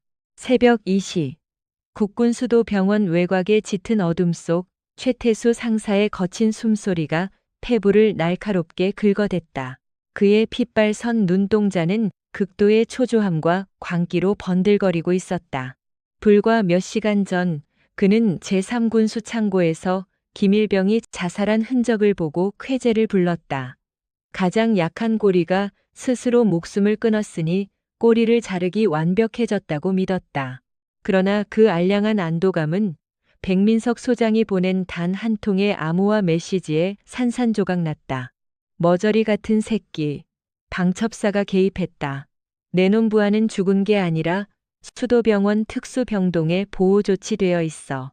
오늘 밤 안으로 그 새끼의 숨통을 끊어놔라. 그러지 못하면 내일 아침 네가 변사체로 발견될 거다. 최태수의 거칠고 굵은 손가락이 파르르 떨렸다. 무기 밀매와 블랙마켓의 거대한 톱니바퀴 안에서 자신이 언제든 쓰레기처럼 버려질 수 있는 소모품에 불과하다는 사실이 그의 얄팍한 자존심을 무참히 짓밟았다. 모든 것이 엉망이 되었다. 브로커와의 연락은 두절되었고 부대 내의 헌병대마저 자신을 감시하는 것 같은 망상에 시달렸다. 다 그 건방진 민간인 계집년 때문이야. 어디서 굴러먹다 온 년인지 몰라도 감히 군대 일에 나서서 내 앞길을 막은 대가는 뼈저리게 치르게 해주마. 최태수는 허리춤에 찬 군용 대검에 차가운 금속성 감촉을 더듬으며 이를 갈았다. 여성을 향한 그의 뿌리 깊은 혐오와 폭력성은 극단적인 공포와 결합하여 이성을 완전히 마비시키고 있었다. 오직 무자비한 폭력과 살인만이 자신의 권력을 증명하고 생존을 담보할 수 있다는 일념 하나로 그는 병원 후문의 환풍구 통로를 뜯어내고 병동 내부로 잠입했다. 같은 시각 병동 맞은편 숲속에 은폐된 방첩사령부 작전 통제 차량 내부. 박도진 대위는 모니터에 전멸하는 붉은색 열화상 신호를 뚫어지게 응시하고 있었다. 그의 귓가에는 자신의 심장 박동 소리만이 차갑게 울렸다. 타겟1, VIP 병동 302호 접근 중. 무장 상태 확인됨. 도진의 보고 목소리에는 미세한 떨림이 묻어났다. 작전의 전술적 전개는 소름 끼칠 정도로 완벽했다. 백민석 소장이 방첩사의 기만전술을 역으로 파악할 것까지 계산한 강희진 중장의 다중 체스 게임. 그녀는 꼬리가 밟힌 백민석이 최태수를 암살자로 내몰 것을 정확히 예견했고 진짜 김일병을 다른 안전가옥으로 빼돌린 뒤 302호를 정교하고 치명적인 덫으로 만들었다.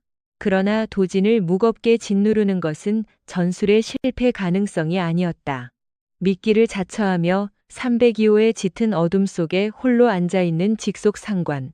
강희진에 대한 인간적인 연민과 걱정 때문이었다. 사령관님은 스스로를 너무 가혹하게 몰아붙이십니다. 707 특임대 시절 혹한의 눈보라 속에서 불량 장비 탓에 부하를 잃어야만 했던 그녀의 끔찍한 트라우마. 그 지독한 생존자의 죄책감은 그녀를 기계처럼 차갑고 완벽한 지휘관으로 벼려냈지만 동시에 가장 위험하고 고통스러운 임무의 최전선으로 끊임없이 자신을 내던지게 만들었다. 도진은 그 숭고한 희생 정신과 광기 어린 책임감의 무게를 짐작조차 할 수 없어 깊은 번뇌를 느꼈다. 깊은 흑색 작전 블랙옵스의 도덕적 모호함 속에서 그녀는 도진이 길을 잃지 않게 잡아주는 유일한 나침반이었다. 도진아, 통신기를 통해 희진의 서늘하고 건조한 목소리가 들려왔다. 작전의 본질을 잊지 마라. 이 전투는 힘의 우위를 증명하는 얄팍한 싸움이 아니다. 군의 썩은 뿌리가 얼마나 오만하고 무지한지 놈들 스스로 그 추악한 밑바닥을 직시하게 만드는 심리전이자 방어전이다. 타격조 대기해라. 내가 최종 신호를 주기 전까지 그 누구도 진입 불가다. 명심하겠습니다. 단결. VIP 병동 302호. 희미한 달빛만이 창틀을 넘어와 텅 빈 병상 위를 스산하게 비추고 있었다. 산소 호흡기의 규칙적이고 기만적인 기계음만이 정적을 채우는 가운데 굳게 닫혀있던 병실 문이 소리 없이 열렸다. 어둠 속으로 스며든 최태수는 먹잇감을 노리는 맹수처럼 몸을 낮춘 채 병상을 향해 다가갔다. 이불 밑에 사람의 형태처럼 부풀어 오른 실루엣이 보였다. 그는 일말의 망설임도 없이 짐승 같은 살기를 뿜어내며 대검을 높이 치켜들었다. 군의 기강, 전후의 국가에 대한 맹세, 그딴 것은 그에게 사치였다. 오직 강자가 약자를 짓밟고 살아남는다는 잔혹한 법칙만이 그를 지배했다. 지옥으로 가라, 이 고문관 쓰레기 새끼야. 최태수가 혼신의 힘을 다해 대검을 이불 위로 내리찍으려는 찰나였다. 쉭! 허공을 예리하게 가르는 파공음과 동시에 병상 밑에 짙은 그림자 속에서 검은 인형이 용수철처럼 튀어올랐다. 최태수의 눈이 경악으로 크게 떠지기도 전에 희진의 군화 발끝이 그의 오른쪽 무릎 관절의 측면을 정확하고 묵직하게 가격했다. 크악! 뼈가 어긋나는 둔탁한 파열음과 함께 최태수의 거대한 체구가 균형을 잃고 무너졌다. 707 특임대 출신의 전설적인 오퍼레이터. 희진의 움직임에는 한치의 군더더기도 감정적인 낭비도 없었다. 이것은 단순한 격투가 아닌 인간의 신체 구조를 완벽히 이해하고 최단 시간 내에 적을 무력화하기 위한 고도의 전술적 근접 전투 CQC였다. 최태수가 극심한 고통 속에서도 반사적으로 대검을 휘둘렀다. 짐승 같은 완력이 허공을 찢었지만 희진은 이미 그 궤적을 벗어나 있었다. 그녀는 빙어처럼 몸을 낮춰 최태수의 칼쥔 팔 안쪽의 사각지대로 파고든 뒤 강철 같은 손날로 그의 팔꿈치 역관절을 무자비하게 내리쳤다. 우두둑. 아아. 단발마의 비명 소리와 함께 대검이 바닥에 떨어지며 날카로운 파차름을 냈다. 희진은 자비 없이 그의 손목을 꺾어 등 뒤로 제압하고 동시에 다른 손으로 최태수의 목통 후두를 강하게 압박하며 그를 차가운 병실 바닥으로 내동댕이 쳤다. 100kg이 넘는 거구의 사내가 그가 민간인 계집년이라며 멸시하고 조롱했던 최고 작은 여성에게 단 3초 만에 완벽히 유린당했다. 최태수는 바닥에 얼굴이 짓눌린 채 헐떡거렸다. 탭으로 공기가 들어오지 않았다. 그의 어깨를 짓누르는 희진의 체중 실린 압박은 마치 거대한 철판에 깔린 듯한 저항조차 불가능한 절망적인 무게였다. 커헉, 컥, 윽. 명예를 저버리고 부하의 피를 빤 군인은 짐승만도 못한 기생충이다. 어둠 속에서 희진의 목소리가 얼음장처럼 차갑게 내려앉았다. 그 목소리는 흥분이나 분노로 달아오른 것이 아니라 지독한 논리와 이성으로 서늘하게 벼려진 처형인의 칼날 그 자체였다. 네가 병사들에게 휘두른 그 얄팍한 폭력. 그것이 너의 권력이고 강함이라고 착각했겠지. 하지만 전술의 부재, 오만한 방심, 그리고 썩어빠진 정신 상태. 너는 단 한 번도 진정한 군인인 적이 없었다. 누구냐? 너, 대체. 최태수가 픽거품을 물며 쉰 목소리로 내뱉었다. 그의 머릿속은 지독한 혼란으로 터질 것 같았다. 부대 일에 참견하며 자신을 훈계하던 그 건방진 민간인 여자의 목소리. 하지만 자신을 짓누르고 있는 이 압도적인 전투력과 숨막히는 살기는 결코 민간인의 것이 아니었다. 본능적인 공포가 그의 척추를 타고 기어올랐다. 희진이 여유롭게 입에 물고 있던 무전기의 송신 버튼을 눌렀다. 상황 종료. 전술조 및 헌병대 진입해라. 쾅! 병실 문이 폭발하듯 열리며 완전 무장한 방첩사령부 흑색 작전팀 요원들과 수도방위 사령부 특수임무대 SDT 헌병들이 쏟아져 들어왔다. 전술 라이트의 눈부신 백색광이 칠흑 같던 병실을 대낮처럼 폭력적으로 밝혔다. 박도진 대위가 권총을 쥔 채 가장 먼저 뛰어들어와 최태수의 머리에 총구를 겨누었다. 조금이라도 움직이면 그 자리에서 사살한다. 대한민국 국군 방첩사령부다. 도진의 서늘한 경고와 요원들의 레이저 포인터가 최태수의 온몸에 붉은 반점들을 새겼다. 총구의 차가운 금속성이 이마에 닿자 최태수의 온몸이 사시나무처럼 굳어버렸다. 타각, 타각. 군화굽이 병실 바닥에 부딪히는 정갈하고 압도적인 발소리가 들렸다. 눈부신 조명 아래서 요원들에 의해 무릎이 꿇린 최태수의 시선 위로 누군가 천천히 걸어왔다. 검은 전술복 위로 정식 대한민국 육군 전투복 상의를 걸친 강희진이었다. 최태수의 동공이 미친 듯이 요동쳤다. 그의 시선은 희진의 무표정한 얼굴에서 시작해 그녀의 가슴팍과 어깨 위로 덜덜 떨리며 이동했다. 그곳에는 조명빛을 받아 섬뜩하리만치 차갑게 빛나는 세 개의 별이 박혀 있었다. 중장, 종장. 그것은 단순히 계급의 상징이 아니었다. 대한민국 국군의 심장을 보호하고 내부의 반역자를 도륙하는 군사안보의 최고 권력기관, 국군 방첩사령부 사령관의 절대적인 상징이었다. 중장. 최태수의 입에서 바람 빠진 소리가 새어나왔다. 그의 뇌가 눈앞의 현실을 격렬하게 부정하고 있었다. 자신이 민간인 계집년이라 부르며 입에 담지 못할 욕설을 퍼붓고 심지어 제거하려 했던 상대가 3스타 장군이었다고? 그것도 정보와 방첩을 총괄하는 정점이자 전설적인 707특임대 출신의 인간병기라고? 강희진은 얼어붙은 최태수를 굽어보며 서늘하게 입을 열었다. 그녀의 눈동자에는 눈보라치던 과거의 고통을 극복하고 부패를 도려내기 위해 스스로 기꺼이 괴물이 된 완전 무결한 심판관의 빛이 서려 있었다. 제3군수 창고 최태수 상사.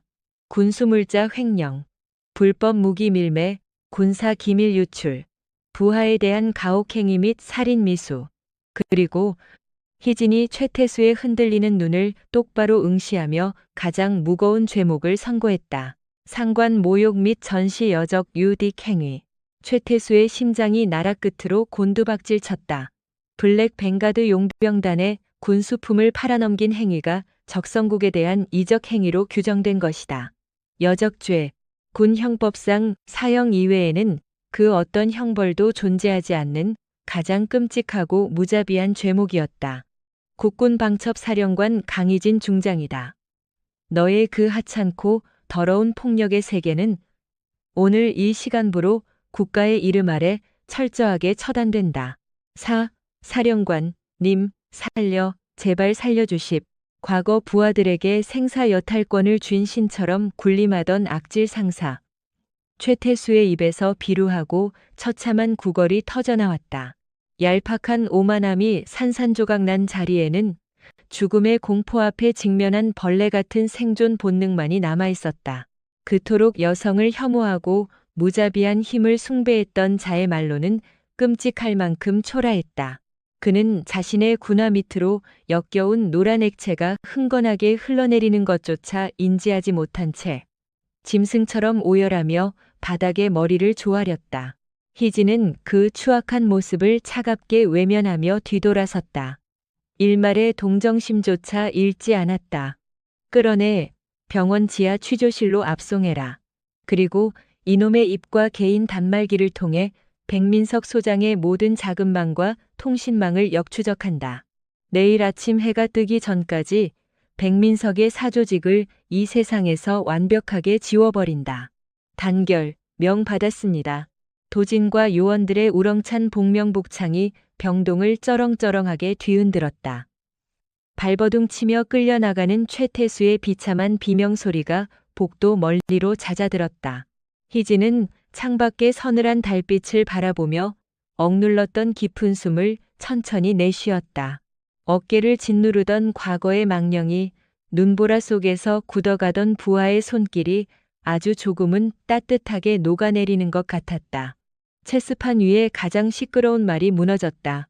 이제 판을 엎어버리려 드는 진짜 킹킹. 백민석 소장의 목을 칠 차례였다. 작전명 사일런트 네트 타격 페이지를 종료한다. 희진의 눈빛이 다시금 매서운 포식자의 것으로 번뜩였다. 지금부터 최종 단계 기로틴으로 이행한다. 전 부대원. 반역자의 숨통을 끊을 준비를 해라. 어둠 속에서 그녀의 중장 계급장이 다시 한번 차가운 살기를 머금고 번쩍였다. 폭풍이 몰아치기 직전의 압도적인 고요.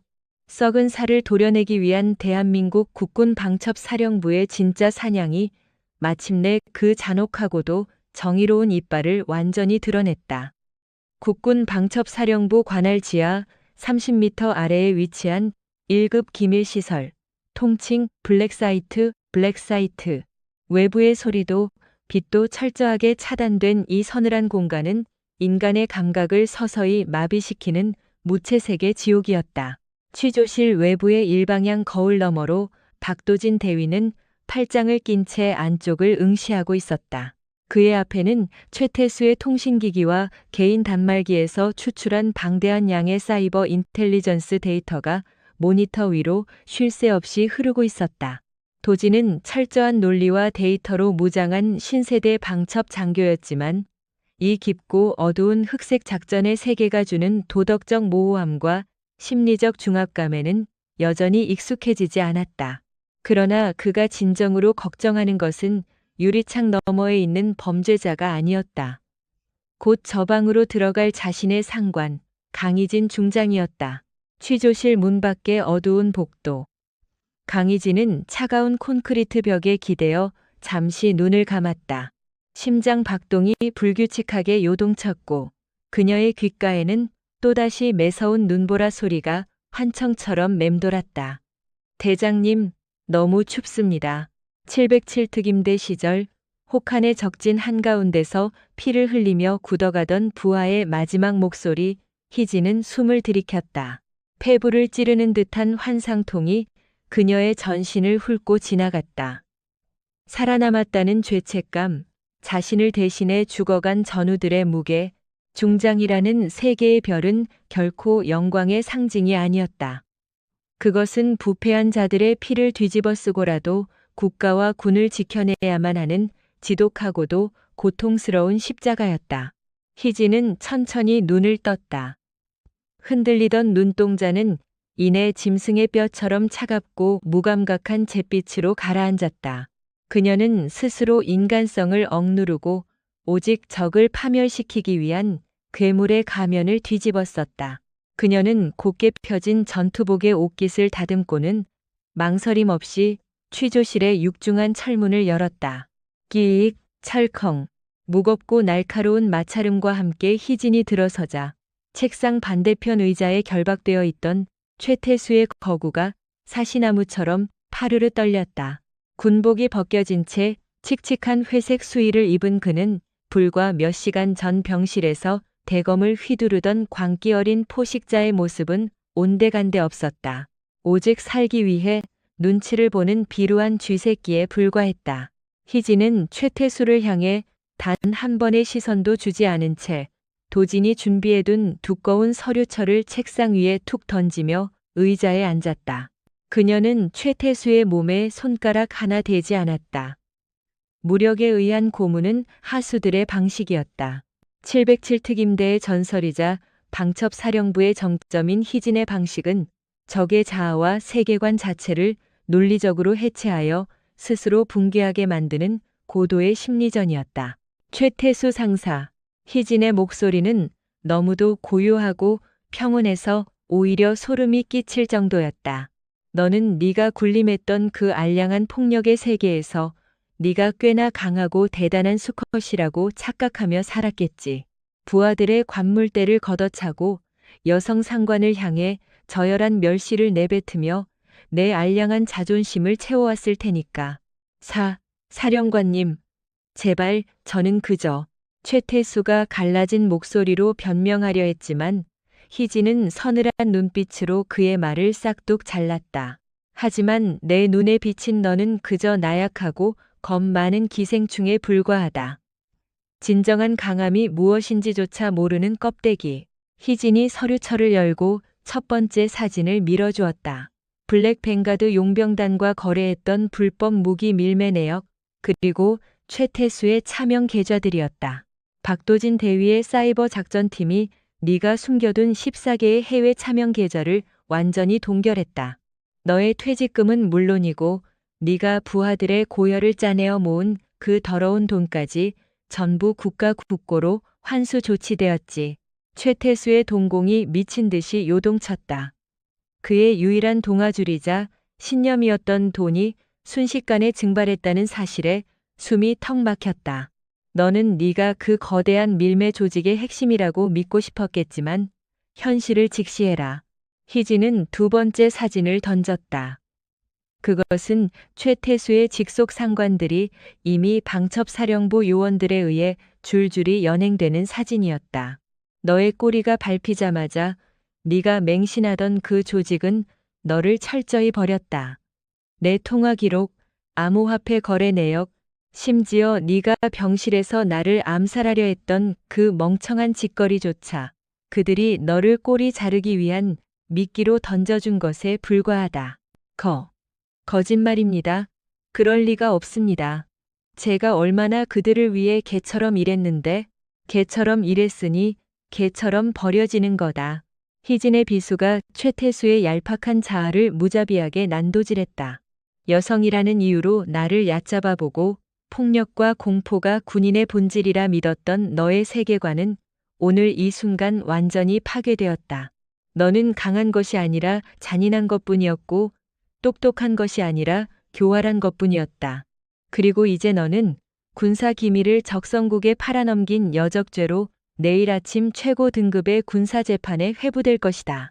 형량은 사형. 네가 그렇게 맹신하던 그 알량한 권력은 교수대 위에서 발버둥 칠 너의 목숨을 단 1초도 연장해주지 못한다. 이런다. 최태수의 얼굴에서 마지막 남은 핏기마저 가셨다. 땀 범벅이 된 그의 얼굴이 일그러지더니 그 흉측한 입술 사이로 처절한 오열이 터져나왔다.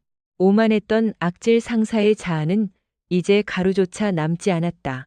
살려주십시오, 사령관님. 제발, 제가 한 게 아닙니다. 저는 톱니바퀴일 뿐입니다. 위에서 까라니까 깐 것뿐입니다. 수갑을 찬 두 손을 부여잡고 책상에 머리를 대프며 짐승처럼 울부짖는 최태수. 그 꼴을 내려다보는 희진의 눈빛에는 깊은 환멸이 서려 있었다. 이토록 나약하고 비겁한 자들의 탐욕 때문에 눈보라 속에서 내 부하들이 피를 흘렸단 말인가. 마음속 깊은 곳에서 형언할 수 없는 분노와 비애가 치솟았다. 인간을 극한까지 몰아붙여 부수어버리는 이 과정은 그녀 자신의 인간성마저 갉아먹고 있었다. 괴물을 잡기 위해 스스로 심연의 괴물이 되어버린 듯한 끔찍한 기분. 하지만 희진은 겉으로 단 한치의 흔들림도 내비치지 않았다. 그녀는 얼음 같은 목소리로 최태수의 숨통을 조였다. 그렇다면 네게 지시를 내린 진짜 주인의 이름을 말해라. 네가 살 수 있는 유일한 기회다. 최태수는 눈물과 콧물로 범벅이 된 얼굴을 들고 공포에 질린 목소리로 헐떡이며 내뱉었다. 백민석 소장님입니다. 제3군단 사단장 백민석 소장님이 모든 군수물자 빼돌리기를 기획했습니다. 저는 그분의 자금을 세탁하고 무기를 빼돌리는 물류 담당이었을 뿐입니다. 제 단말기 암호 보안 폴더에 백 소장님의 직통 암호화 통신망과 비자금 장부가 있습니다. 전부 다 불겠습니다. 제발 목숨만은. 딸깍. 희진은 책상 위에 놓인 녹음기를 껐다. 체스판의 말은 완벽하게 그 효용을 다했다. 이제 남은 것은 이 추악한 체스판을 기획하고 부하들의 목숨을 장기말처럼 소모품으로 취급해온 진짜 배우 소시오패스 전술가 백민석 소장의 목을 칠 차례였다. 희진은 바닥에 엎드려 오열하는 최태수를 뒤로 한 채 말없이 취조실을 나섰다. 복도로 나오자 일방향 거울 너머에서 상황을 주시하던 도진이 굳은 표정으로 다가왔다. 그는 희진의 눈가에 서린 아무도 모를 짙은 피로와 고통을 읽어냈다. 고생하셨습니다, 사령관님. 최태수의 단말기 암호를 해독 중입니다. 백민석 소장과의 연결고리를 입증할 스모킹건을 확보하는 건 시간 문제입니다. 도진의 보고를 듣는 희진의 눈동자가 다시금 날카로운 포식자의 빛을 머금었다. 박대위, 예, 사령관님.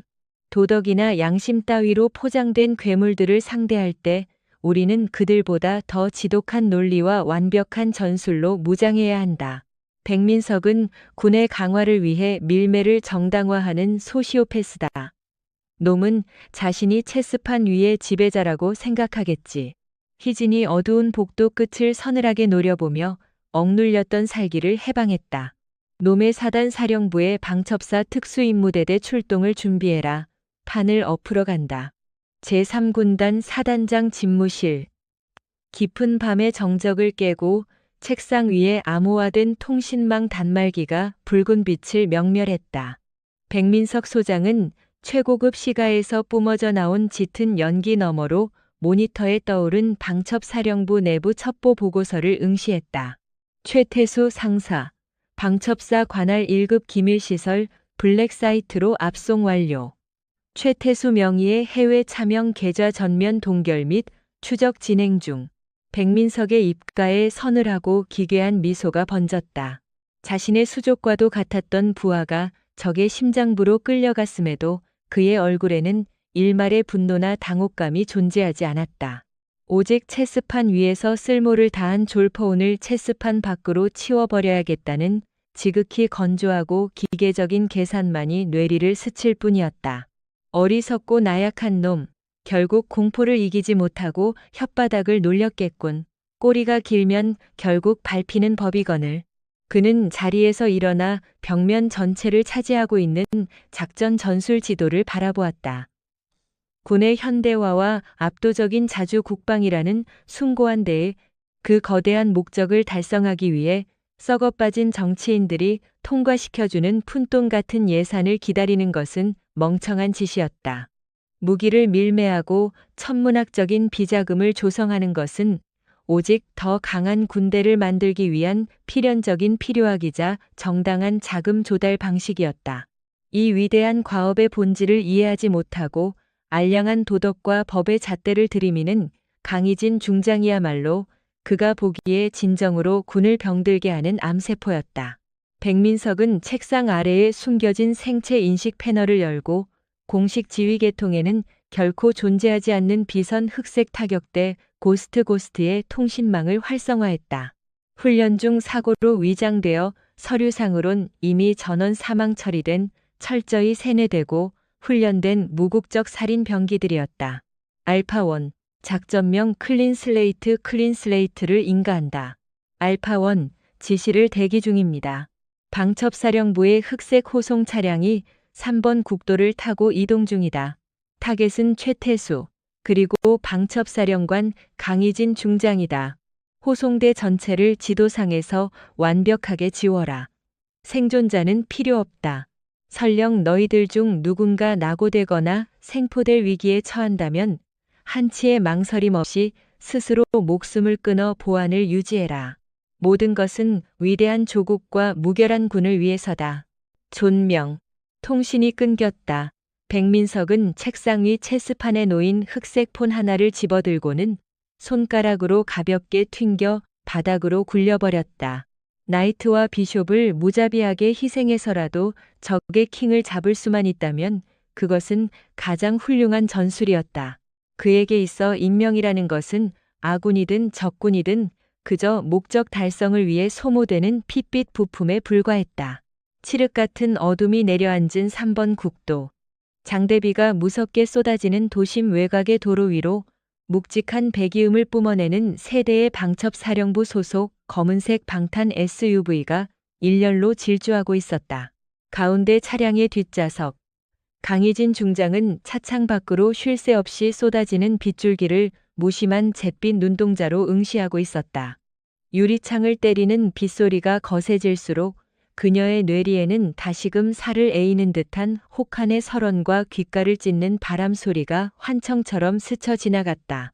대장님, 너무 춥습니다. 죄송합니다. 환상통이 왼쪽 어깨에 흉터를 찌르듯 옥죄어 왔다. 부하들을 지키지 못했다는 뼛속 깊은 죄책감과 피비린내 나는 생존자의 슬픔. 그 지옥 같은 기억은 희진의 영혼을 매일같이 갉아먹는 치명적인 독이었으나 동시에 부패한 적들을 자비 없이 파멸시키게 만드는 차갑고 예리한 원동력이기도 했다. 희진은 천천히 깊은 숨을 내쉬며 스스로의 인간적인 감정을 차단하고 짐승의 뼈처럼 무감각하고 냉철한 이성을 억지로 끌어올렸다. 그녀의 맞은편에는 수갑을 찬 채 사시나무처럼 파르르 떨고 있는 최태수가 웅크리고 있었고 조수석에는 박도진 대위가 홀로그램 단말기를 허공에 띄운 채 실시간으로 주변의 전파 흐름을 스캔하고 있었다. 사령관님, 박도진의 목소리에 팽팽하게 당겨진 활시위 같은 긴장감이 서렸다. 반경 5K 이내의 민간 통신망이 인위적으로 차단되었습니다. 군용 주파수 대역에도 강력한 재밍 잠밍이 들어오고 있습니다. 적대적 전자전 징후입니다. 최태수가 그 말을 듣고 흠칫 놀라며 비굴한 눈을 치켜떴다. 제 재밍이요? 설마 백 소장님이 저를 구하러 오신 겁니까? 역시 절 버리지 않으셨어.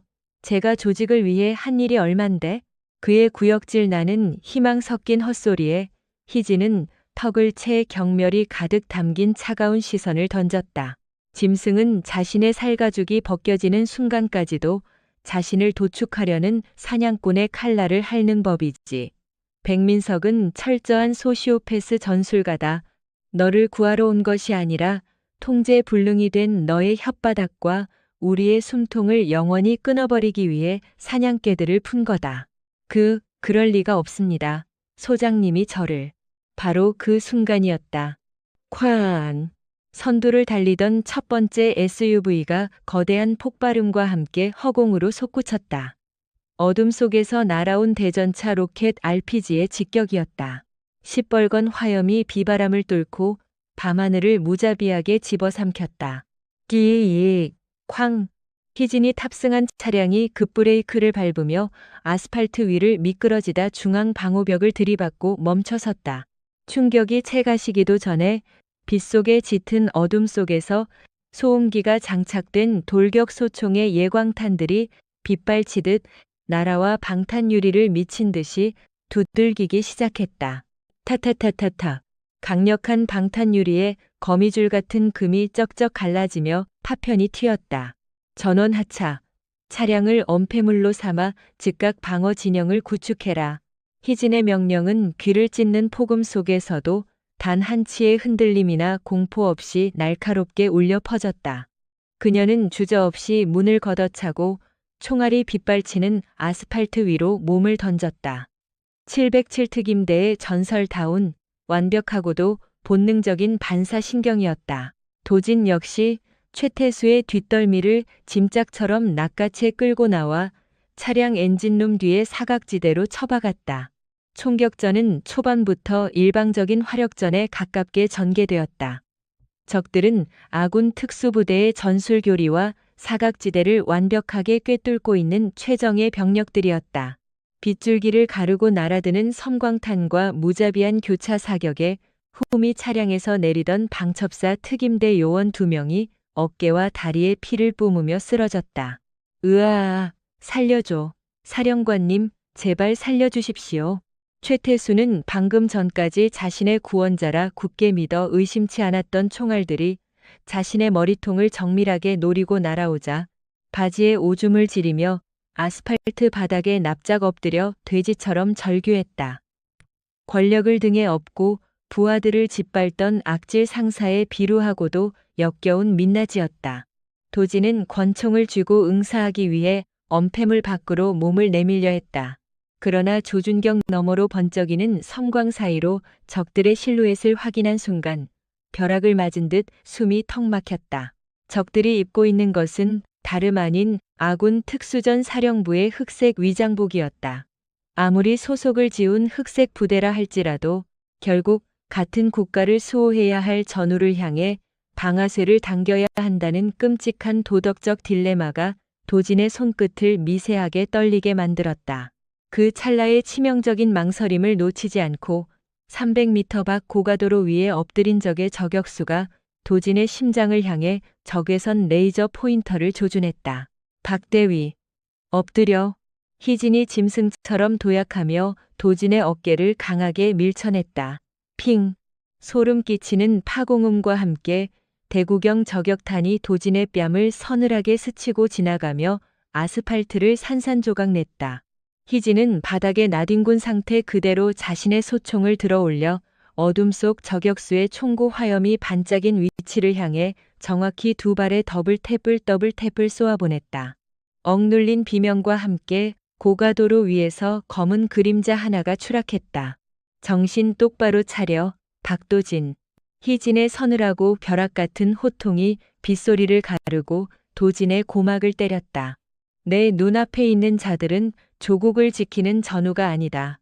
부패한 권력의 지시에 맹목적으로 복종하며 진짜 전우들의 등에 칼을 꽂는 영혼 없는 살인 기계들일 뿐이다.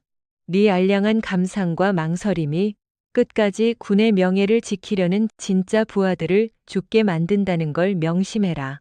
희진의 일갈에 도진의 흔들리던 눈동자에 맺혀있던 혼란이 안개 거치듯 단번에 사라졌다.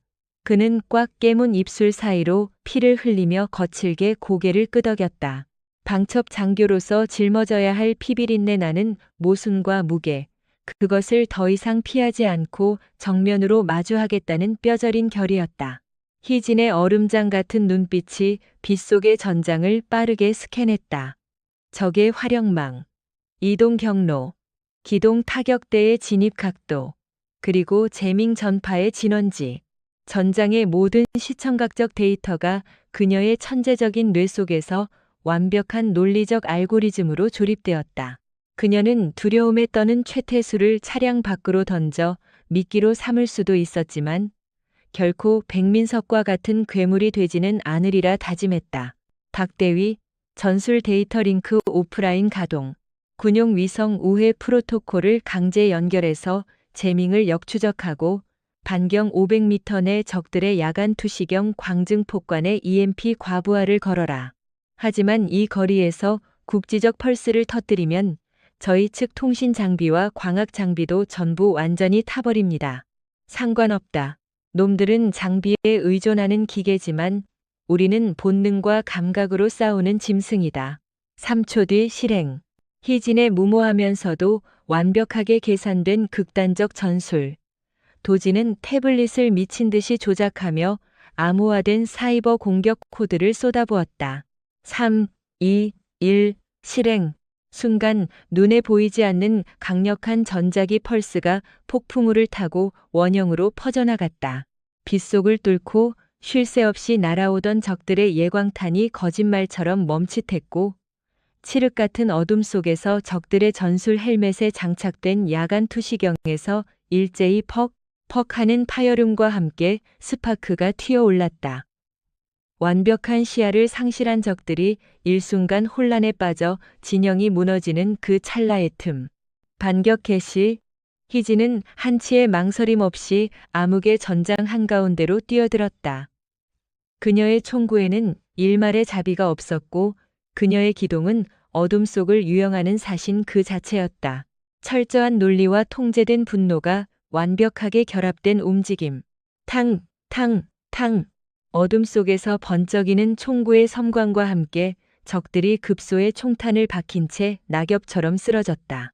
도진과 방첩사 특임대 요원들 역시 희진의 지휘 아래 일사불란하게 산계하여 적의 측면을 예리하게 타격하며 포위망을 좁혀 들어갔다.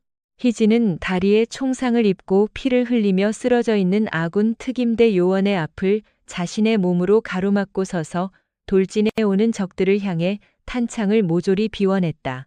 과거 눈 덮인 적진에서 부하를 잃어야만 했던 그 끔찍한 무력감이 다시금 가슴을 후벼 팠지만 이번에는 달랐다. 오늘은 아무도 죽게 내버려 두지 않는다. 내 목숨을 대가로 바쳐서라도. 그녀의 철통 같은 의지는 남은 아군 요원들의 투지를 폭발적으로 끌어올렸다. 비명과 화약 냄새가 진동하는 치열한 사격전이 교차한 끝에 백민석이 파견한 흑색 암살부대는 방첩사의 압도적인 전술적 우위 앞에 완벽하게 괴멸당하고 말았다.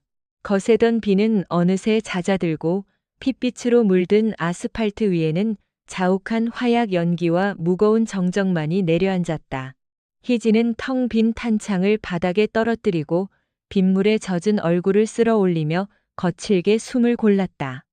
그녀의 단정한 전투복은 흙탕물과 빗물로 엉망이 되어 있었지만 피투성이가 된 그녀의 뒷모습에서는 감히 범접할 수 없는 압도적인 군신군센의 위엄이 뿜어져 나오고 있었다. 차량 엔진룸 뒤에 웅크려 벌벌 떨고 있던 최태수는 자신의 입을 영원히 틀어막으려 했던 적들이 모두 사살된 것을 보고 허탈감과 극심한 공포에 휩싸여 미친 듯이 오열하기 시작했다. 오직 폭력과 권력만을 신봉하며 살아왔던 자신의 삶이 얼마나 비참하고 하찮은 장기말에 불과했는지 뼈저리게 깨달은 자의 처참한 말로였다. 도진이 부상당한 아군 요원들의 지혈을 마친 후 희진에게 다가왔다. 빗물에 젖은 그의 얼굴에는 더 이상 풋내기 요원의 망설임이나 도덕적 고뇌 따위는 존재하지 않았다. 어둠 속에서 마침내 자신의 한계를 극복해낸 한 명의 완벽한 방첩 장교가 서 있었다. 사령관님, 적들의 통신기에서 마지막으로 발신된 아무와 핑핑의 좌표를 역추적하여 확보했습니다. 제3군단 사령부, 백민석 소장의 개인 지하 벙커입니다. 희진은 바닥에 나뒹구는 적 지휘관의 무전기를 차갑게 내려다보았다. 백민석은 분명 지금쯤 자신의 충실한 사냥개들이 완벽하게 임무를 수행하고 산화했을 것이라 믿어 의심치 않고 있을 터였다. 그는 이성과 대의를 가장한 폭력으로 국가를 갉아먹는 기생충이었다. 이제 그 오만한 소시오패스에게 진짜 체스판을 지배하는 자가 누구인지, 진정한 공포와 파멸이 무엇인지 가르쳐줄 차례였다. 희진의 잿빛 눈동자가 맹금류처럼 매섭게 번뜩였다.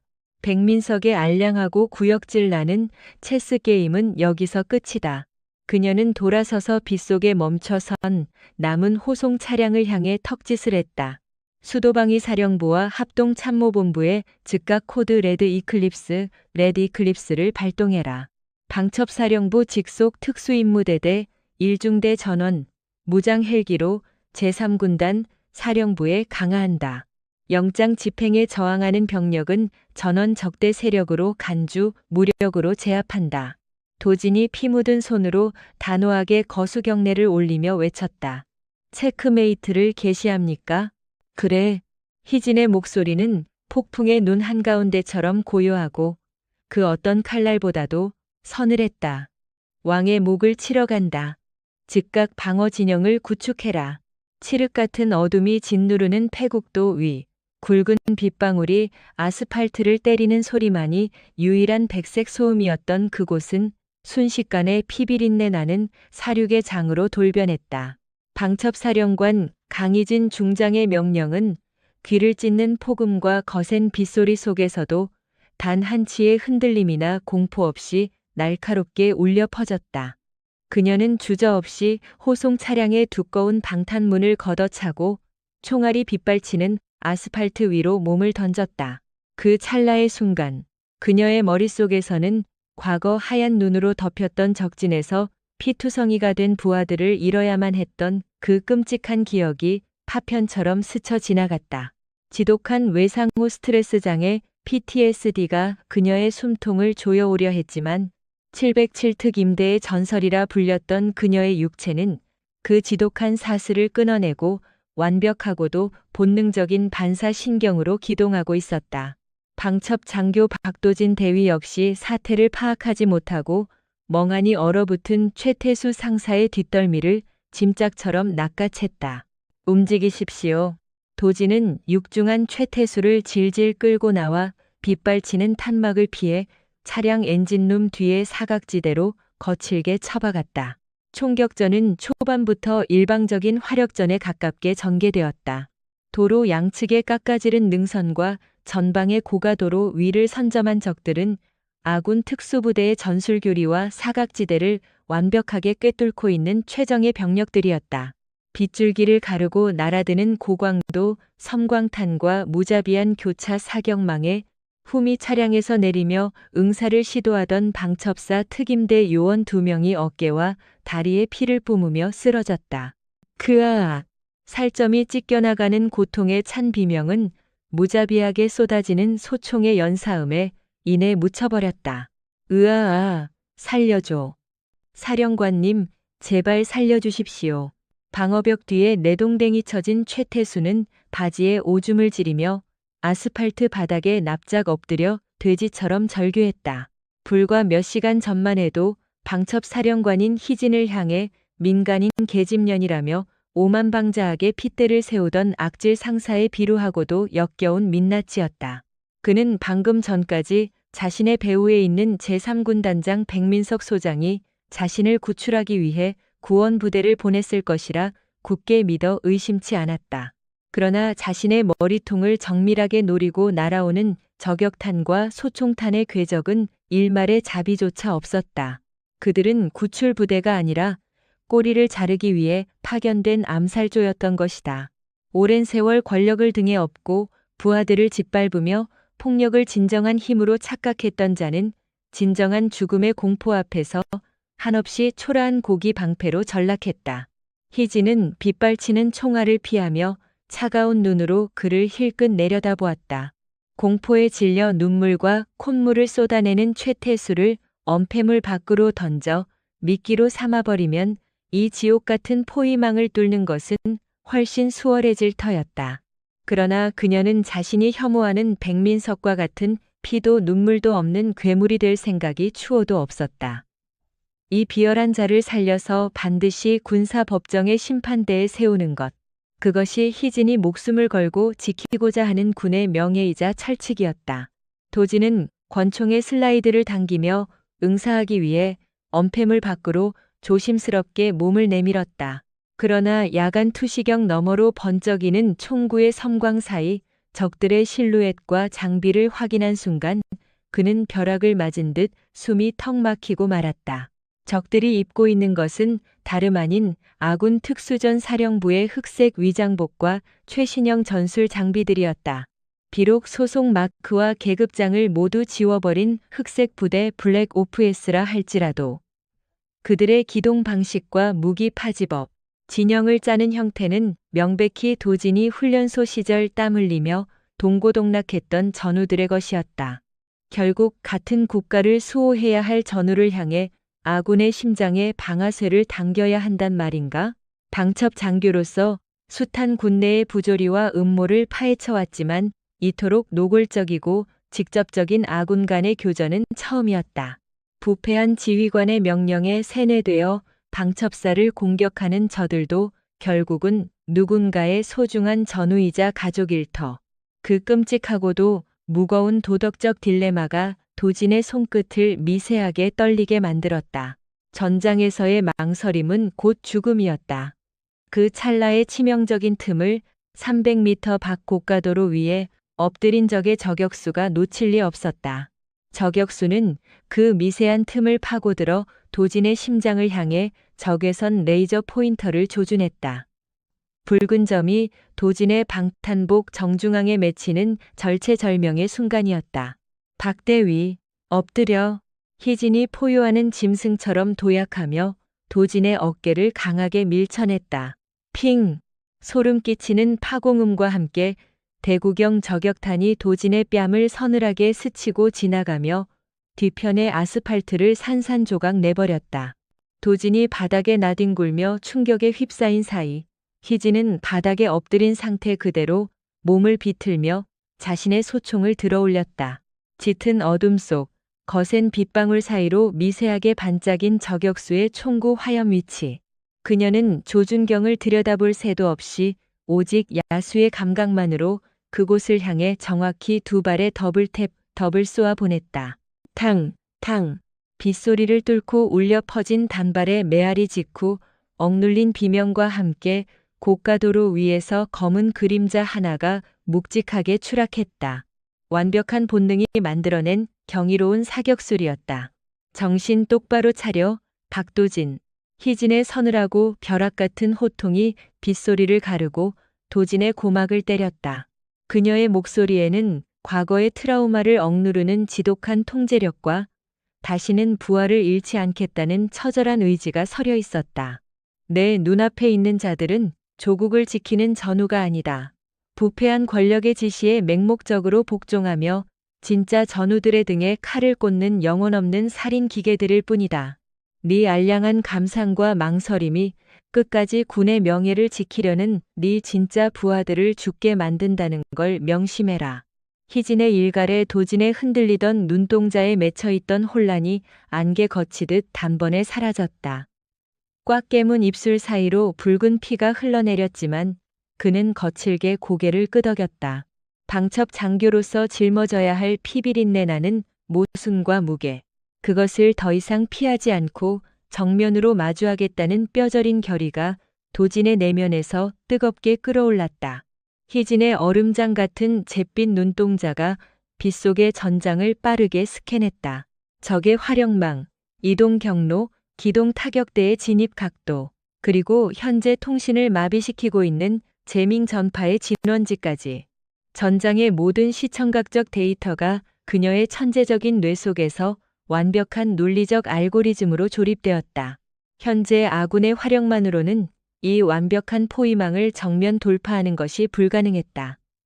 전황을 일거에 뒤집을 극단적인 변수가 필요했다.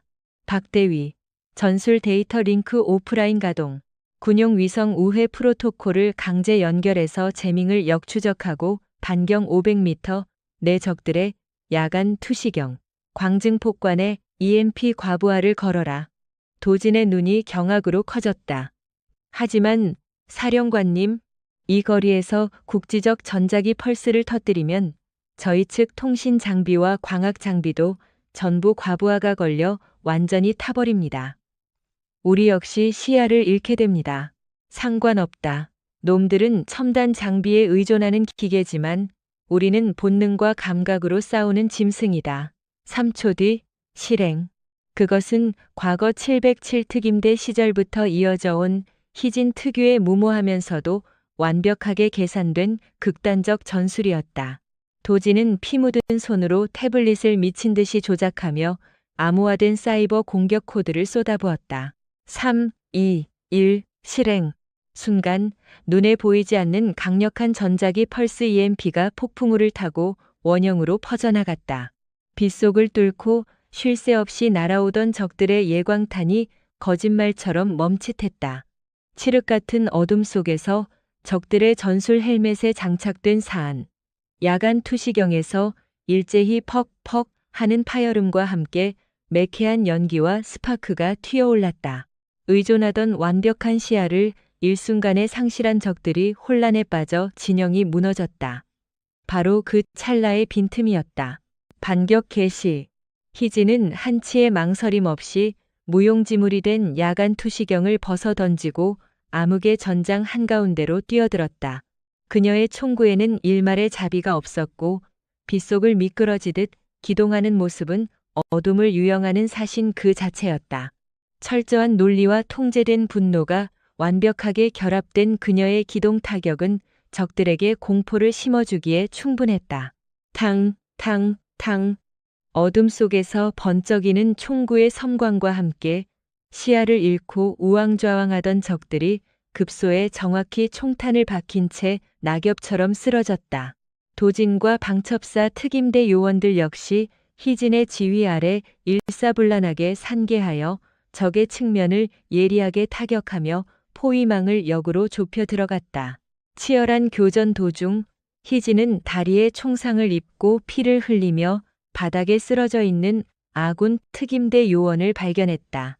그녀는 망설임 없이 그의 앞을 자신의 얇은 몸으로 가로막고 섰다. 어둠 속에서 돌진해오는 적들을 향해 그녀는 소총의 탄창을 모조리 비워내며 방어막을 자처했다. 과거 눈 덮인 산맥에서 피투성이가 된 부하의 손을 놓쳐야만 했던 그 끔찍한 무력감이 환상처럼 겹쳐 보이며 가슴을 후벼 팠지만 이번에는 달랐다. 오늘은 단 한 명도 죽게 내버려 두지 않는다. 내 목숨을 대가로 바쳐서라도. 그녀의 철통 같은 의지와 뿜어져 나오는 맹렬한 살기는 남은 아군 요원들의 투지를 폭발적으로 끌어올렸다. 비명과 화약 냄새가 진동하는 치열하고도 피비린내 나는 근접 사격전이 교차했다. 동족을 향해 총구를 겨누어야 하는 참담한 고통 속에서도 방첩사 요원들은 물러서지 않았다. 끈질긴 사투 끝에 마침내 백민석이 파견한 흑색 암살 부대는 707 특임대의 전설 강희진이 이끄는 방첩사의 압도적인 전술적 우위와 생존 본능 앞에 완벽하게 괴멸당하고 말았다. 거세게 쏟아지던 비는 어느새 잦아들고 핏빛으로 붉게 물든 아스팔트 위에는 자욱한 화약 연기와 무거운 정적만이 내려앉았다. 희진은 텅 빈 소총의 탄창을 바닥에 떨어뜨리고 빗물과 땀에 젖은 얼굴을 쓸어 올리며 거칠게 숨을 골랐다. 그녀의 단정한 전투복은 흙탕물과 전우들의 피, 그리고 적들의 피로 범벅이 되어 엉망이었지만 피투성이가 된 채 홀로 서 있는 그녀의 뒷모습에서는 감히 범접할 수 없는 압도적인 군신군센의 위엄이 뿜어져 나오고 있었다. 차량 엔진룸 뒤에 웅크려 벌벌 떨고 있던 최태수는 자신의 입을 영원히 틀어막으려 했던 최정의 적들이 모두 사살된 것을 보고 허탈감과 극심한 공포에 휩싸여 미친 듯이 오열하기 시작했다. 오직 폭력과 뒷배의 권력만을 신봉하며 살아왔던 자신의 삶이 얼마나 비참하고 하찮은 장기말에 불과했는지 뼈저리게 깨달은 자의 처참하고도 찌질한 말로였다. 도진이 부상당한 아군 요원들의 응급지혈을 신속하게 마친 후 희진에게 다가왔다. 빗물에 젖은 그의 단호한 얼굴에는 더 이상 풋내기 요원의 망설임이나 도덕적 고뇌 따위는 존재하지 않았다. 어둠과 피의 세례 속에서 마침내 자신의 한계를 극복해낸 한 명의 완벽한 방첩 장교가 그곳에 서 있었다. 사령관님, 적들의 통신기에서 마지막으로 발신된 암호화 핑핑의 좌표를 역추적하여 데이터 확보했습니다. 발신지는 제3군단 사령부 백민석 소장의 개인 지하 벙커입니다. 희진은 바닥에 나뒹구는 적 지휘관의 무전기를 차갑게 내려다보았다. 백민석은 분명 지금쯤 자신의 충실한 사냥개들이 완벽하게 임무를 수행하고 자신에게 불리한 증인들을 모두 산화시켰을 것이라 믿어 의심치 않고 있을 터였다. 그는 이성과 군의 대의를 가장한 폭력으로 국가를 안에서부터 갉아먹는 악성 기생충이었다. 이제 그 오만한 소시오패스에게 진짜 체스판을 지배하는 자가 누구인지, 그리고 진정한 공포와 파멸이 무엇인지 가르쳐줄 차례였다. 희진의 잿빛 눈동자가 어둠 속에서 맹금류처럼 매섭게 번뜩였다. 백민석의 알량하고 구역질 나는 체스 게임은 여기서 끝이다. 그녀는 돌아서서 빗속에 멈춰선 남은 호송 차량을 향해 턱짓을 했다. 수도방위 사령부와 합동참모본부의 즉각 코드 레드 이클립스를 발동해라. 방첩사령부 직속 특수임무대대 1중대 전원. 완전 무장 후 강습 헬기로 제3군단 사령부에 강화한다. 영장 집행에 저항하는 병력은 전원 국가 반역에 동조하는 적대 세력으로 간주, 모든 무력을 동원하여 제압한다. 명령을 하다라는 그녀의 곁으로 요원들이 일제히 집결했다. 도진이 피 묻은 손으로 단호하고도 절도 있게 거수경례를 올리며 외쳤다. 체크메이트를 개시합니까? 그래. 희진의 목소리는 모든 것을 집어삼킨 폭풍의 눈 한가운데처럼 고요하고 그 어떤 날카로운 칼날보다도 서늘했다. 왕의 목을 치러 간다. 군에서 가장 위험한 적은 밖의 총탄이 아니라 안의 오만이다. 약자를 짓밟아 힘이라 착각한 순간 그 권력은 증거 앞에서 무너진다. 진짜 군인은 폭력이 아니라 냉정한 통제로 조직을 지켜낸다.